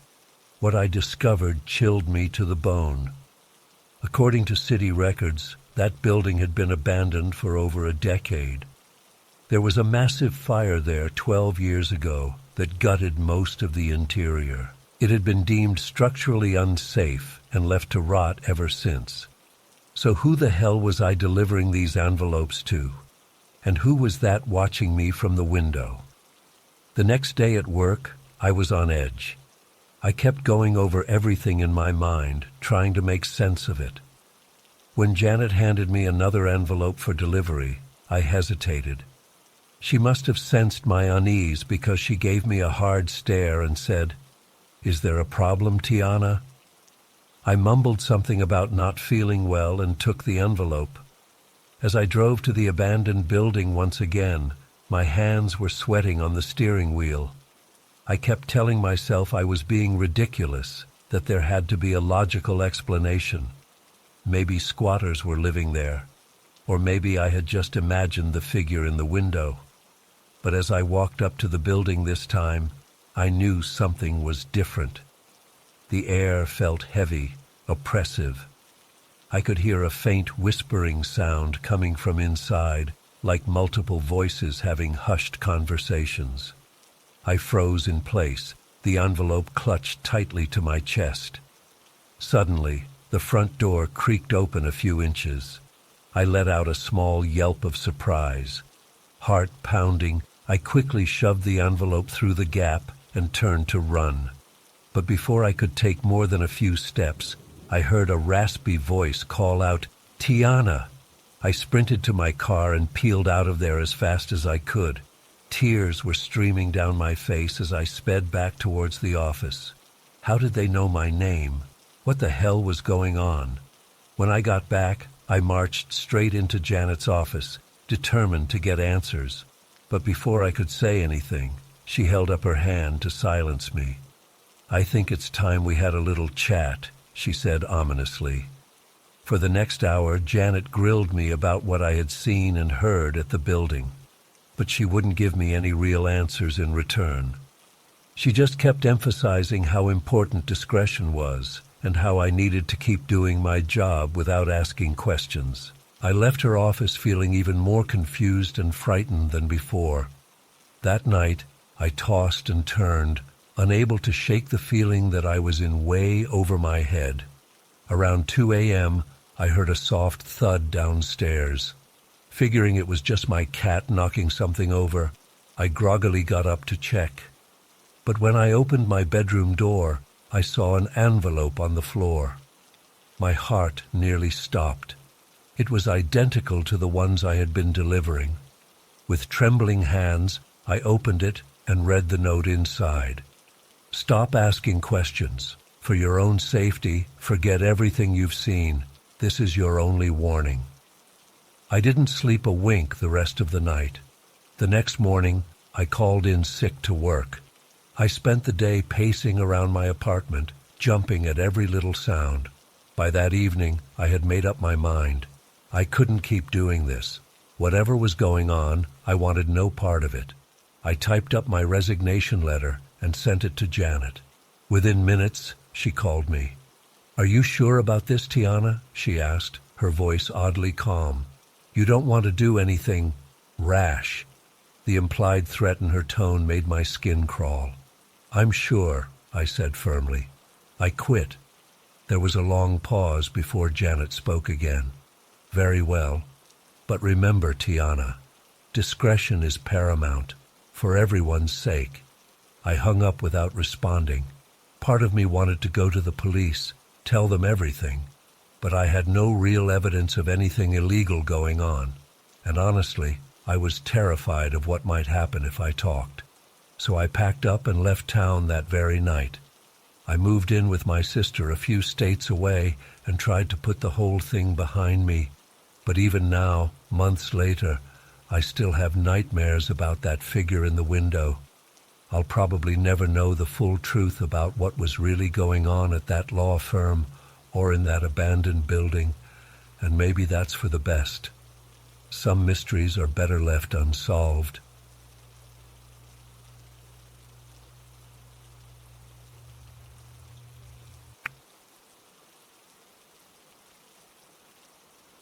As he showed me around the cramped aisles lined with dusty old tomes, I noticed a door in the back corner that looked different from the others.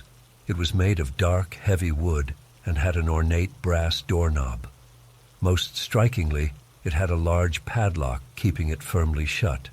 When I asked about it, Mr. Langley just muttered something about it being off-limits storage and quickly changed the subject. I didn't think much of it at the time.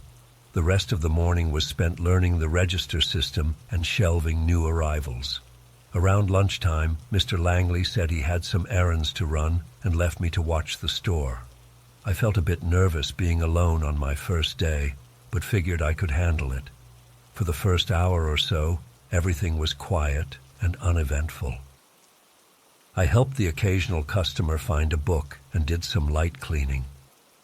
But then I started to hear things. At first, it was just faint noises coming from the back of the store. I assumed it was just the building settling or maybe pipes creaking. But then the sounds got louder and more distinct. I heard what sounded like scratching, then a loud thump that made me jump. My heart started racing as I realized the noises were coming from behind that locked door. I tried to convince myself it was just my imagination running wild, but then I heard what was unmistakably whispering. I couldn't make out any words, but the hushed, urgent tone sent chills down my spine. I stood frozen behind the counter, straining my ears. The whispering stopped abruptly, replaced by the sound of something heavy being dragged across the floor. At this point, I was in full panic mode. I grabbed my phone with shaking hands and sent a frantic text to Mr. Langley. "Something weird is happening. Hearing noises from locked room. What should I do?" His reply came quickly. "Whatever you do, do not open that door. I'm on my way back now." That response did nothing to calm my nerves. If anything, it confirmed my worst fears that something was seriously wrong. I paced anxiously behind the counter, jumping at every little sound. The noises from the back room had stopped, but the silence felt even more ominous somehow. After what felt like an eternity, but was probably only 10-15 minutes, I heard a new sound that made my blood run cold, the distinct clink of metal on metal, like a lock being undone. My eyes darted to the hallway leading to that door. I held my breath, half expecting some nightmarish creature to come bursting out at any moment. Instead, I heard a dull thud as the padlock hit the floor. The door itself remained closed, but I could see it was now unlocked. Every instinct in my body was screaming at me to run, but I felt paralyzed with fear. Just then, the bell above the shop's front door chimed. I let out an embarrassing yelp before realizing it was just a customer entering. An older woman browsing the mystery section gave me an odd look. I tried to compose myself, plastering on a fake smile as I greeted her. For the next excruciating half hour, I went through the motions of helping customers while constantly glancing towards the back of the store. My hands were trembling so badly I could barely operate the register. I kept expecting that door to slowly creak open at any moment. When Mr. Langley finally returned, I nearly cried with relief. He must have seen the terror on my face, because he immediately ushered the remaining customers out and flipped the closed sign. I started babbling about everything that had happened, but he just nodded grimly and headed straight for the back room. I followed hesitantly, not wanting to get too close to that door. Mr. Langley examined the fallen padlock with a troubled expression. "I was afraid this might happen," he muttered, more to himself than to me. He turned and fixed me with an intense stare. "I need you to go home now and try to forget about all of this. I'll handle things from here." I wanted to demand answers, to understand what the hell was going on, but the look in his eyes told me not to push it. I grabbed my things and practically ran out of there, my mind reeling. That night, I barely slept. Every time I closed my eyes, I heard those ghostly whispers. I tossed and turned, plagued by nightmares of what might be lurking behind that door. By morning, I had decided there was no way I could go back to that job. I called Mr. Langley first thing to quit, but got no answer. Same thing when I tried again later that day. I even went by the shop, but found it dark and shuttered. A hastily scrawled "closed for renovations" sign hung in the window. Over the next few days, I kept trying to reach Mr. Langley to no avail. I scoured local news sites for any mention of the bookstore, but found nothing. It was like the place had vanished into thin air. About a week after my terrifying experience, I walked by Langley's on my way to grab coffee. I stopped in my tracks when I saw movers carrying out shelves and boxes. A "for lease" sign was prominently displayed in the window. I approached one of the workers, hoping for some answers. "What happened to the bookstore? Where's Mr. Langley?" The guy just shrugged. "Dunno, man. We just got hired to clear the place out. Owner terminated the lease suddenly. That's all I know." I stood there for a while, watching them gut the shop. As they brought out the antique furniture and stacks of books, I kept waiting to see that ornate wooden door, but it never appeared. It's been months now, and I still have no idea what really happened that day. Sometimes I try to convince myself it was all just a weird misunderstanding, that my imagination got the better of me. But then I'll wake up in a cold sweat, those eerie whispers echoing in my mind. I've done some digging, trying to find any information on the history of that building or Mr. Langley himself. But it's like they never existed. The whole thing feels like some surreal dream, except for the very real fear I still feel whenever I think about that locked door and what might have been behind it. Part of me wants to uncover the truth, to make sense of that day, but a bigger part is terrified of what I might learn. So I try to push it out of my mind and move on with my life. Still, I can't help but wonder, what if that door opens again someday? And what horrors might come spilling out when it does?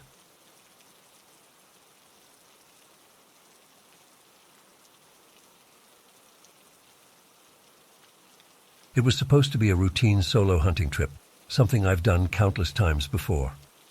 I had scouted out a new spot deep in the national forest, miles from any roads or trails, the kind of place where you can really get away from it all and immerse yourself in nature. I packed up my gear and hiked several hours into the backcountry, setting up camp in a small clearing as the sun was starting to set. The first few hours were peaceful and uneventful. I got a small fire going, heated up some dinner, and settled in for the night. The stars were incredibly bright out there, away from any light pollution.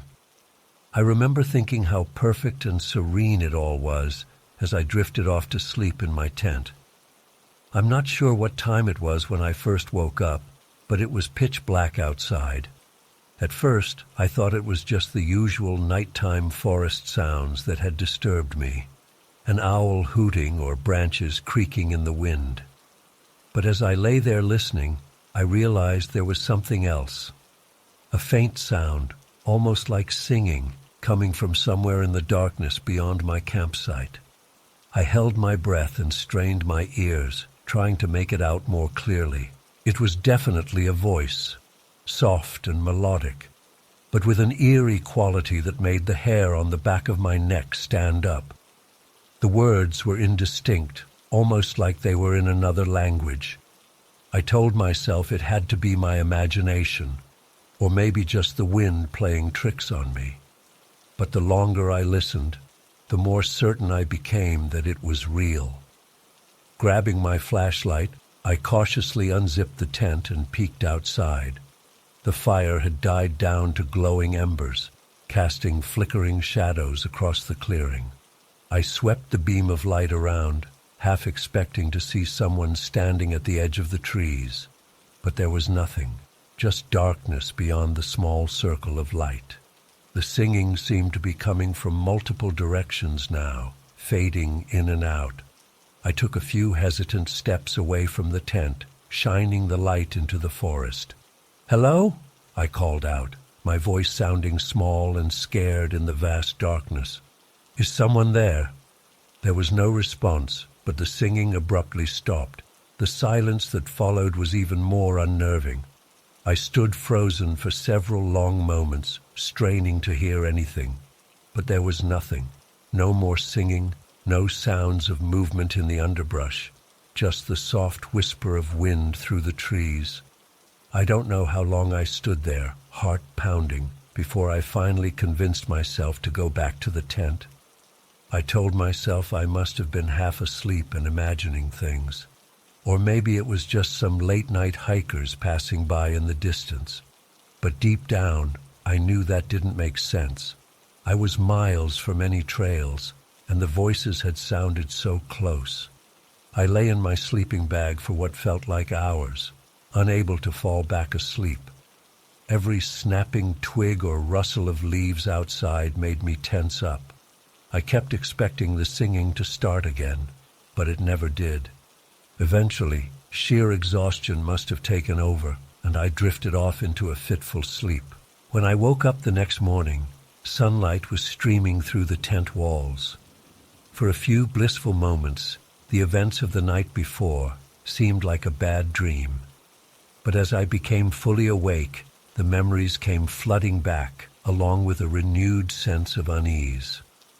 I quickly got dressed and exited the tent, half dreading what I might find outside.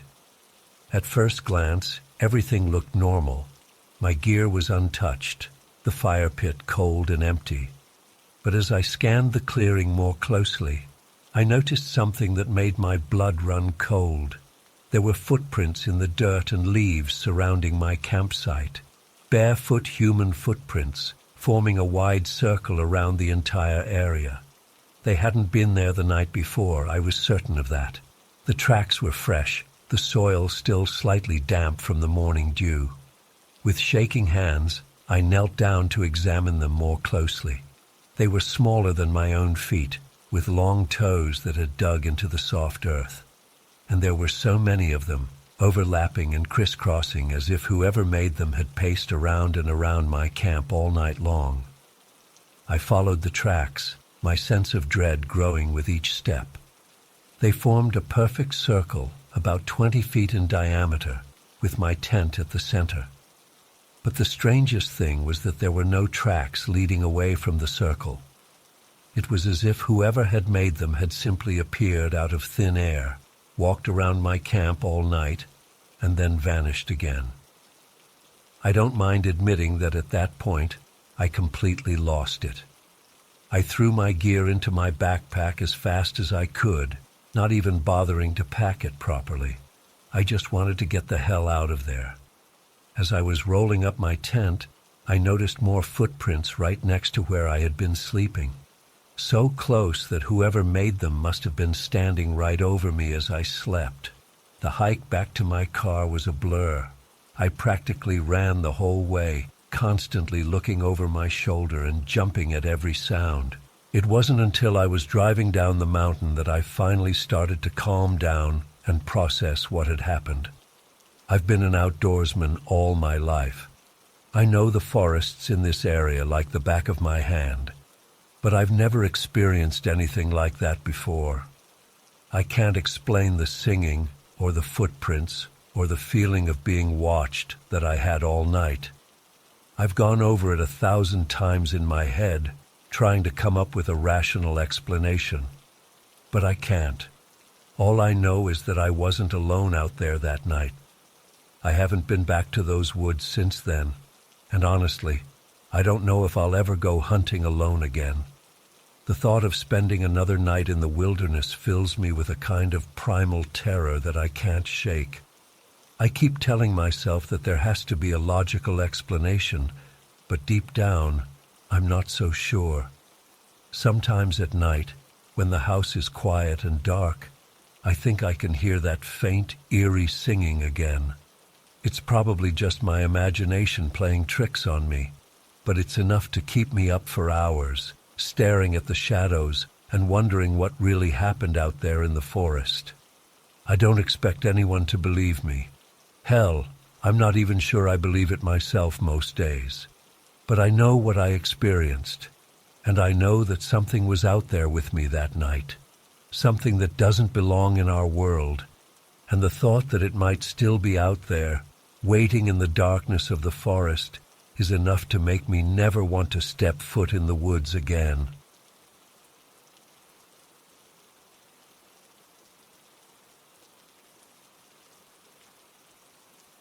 I've been hunting alone in the backcountry for years. I know the risks, but I've always felt at home in the wilderness. That day started like any other. I drove out to my usual spot before dawn, geared up, and headed into the forest. The weather forecast had called for some rain later, but nothing major. By mid-afternoon, I realized how wrong they'd been. The sky turned an ominous greenish black, and the wind picked up to a howl. Within minutes, I was caught in a full-blown tempest. Rain came down in sheets, and lightning cracked overhead. I knew I needed to find shelter fast. I stumbled through the woods, barely able to see through the downpour. Just as I was starting to panic, I spotted what looked like a structure through the trees. I made my way towards it, praying it wasn't just my imagination. To my relief, it was real. An old cabin, tucked away in a small clearing. It looked ancient and decrepit, but it was shelter. I practically fell through the door, soaked to the bone and shivering. The cabin was musty and dark, with a layer of dust coating everything. But it was dry, and that's all that mattered. I stripped off my wet outer layers and hung them to dry. There was an old potbelly stove in the corner, so I got a small fire going to warm up. As night fell, the storm only intensified. Wind howled and rain lashed against the windows. I was grateful to have found this place, as rough as it was. I settled in on the floor near the stove, using my pack as a pillow. Despite the storm, I started to doze off. A loud bang jolted me awake. My heart racing, I looked around wildly. The cabin door was wide open, slamming back and forth in the wind. I could have sworn I'd latched it securely. Cursing, I got up to close it. As I approached, a gust of wind blew it shut with another bang. I quickly latched it, double-checking it was secure this time. Back by the stove, I tried to calm my nerves. It was just the wind, I told myself. But I couldn't shake the feeling that something was off. I must have drifted off again, because the next thing I knew, I was waking up to an eerie silence. The storm had passed. Moonlight filtered in through the grimy windows, casting strange shadows. That's when I heard it, a soft scratching sound coming from outside. I froze, straining my ears. There it was again, like something dragging across the wooden walls. My mind raced. A bear, some other animal seeking shelter, but it didn't sound quite right for that. The scratching moved slowly around the cabin, getting louder as it neared the door. I held my breath as it paused there. The door handle jiggled slightly. My hand inched towards my hunting knife. Suddenly, the scratching moved away, fading into the distance. I let out a shaky breath. What the hell was that? I didn't sleep much after that. Every creak and groan of the old cabin had me on edge.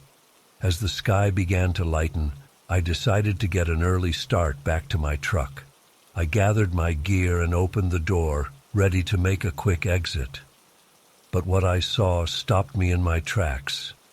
There, neatly stacked on the small porch, was a pile of freshly cut firewood. My blood ran cold. I know for a fact that wasn't there when I arrived. I scanned the surrounding woods, but saw no sign of anyone. With shaking hands, I picked up one of the logs. The cut was fresh, the wood still damp. Fighting down panic, I hurried down the overgrown path towards where I'd left my truck. The whole way, I felt like eyes were watching me from the trees. I breathed a sigh of relief when my pickup came into view. But as I got closer, my steps faltered. There, in the bed of the truck, was a single log, freshly cut, just like the others. I threw my gear in and peeled out of there as fast as I could. The whole drive home, I kept checking my mirrors, half expecting to see something following me. It's been months now, and I still can't make sense of what happened that night. Who cut that wood? How did they know I was there? And why leave it like that? I've tried to rationalize it. Maybe there was a caretaker for the cabin that I didn't know about. But that doesn't explain the creepy scratching sounds or how they got to my truck.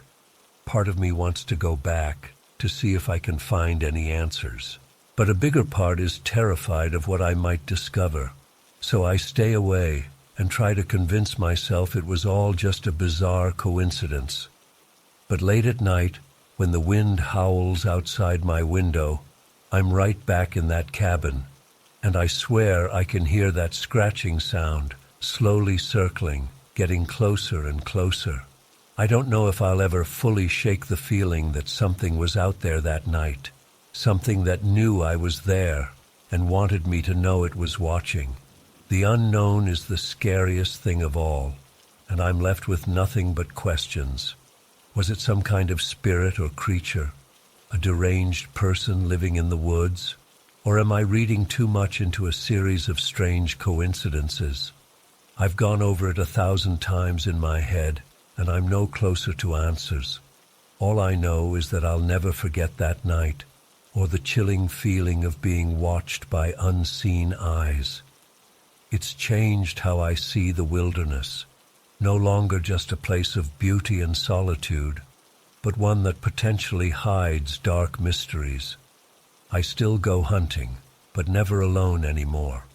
And I always make sure I have a solid shelter plan that doesn't involve mysterious abandoned cabins. Some risks just aren't worth taking.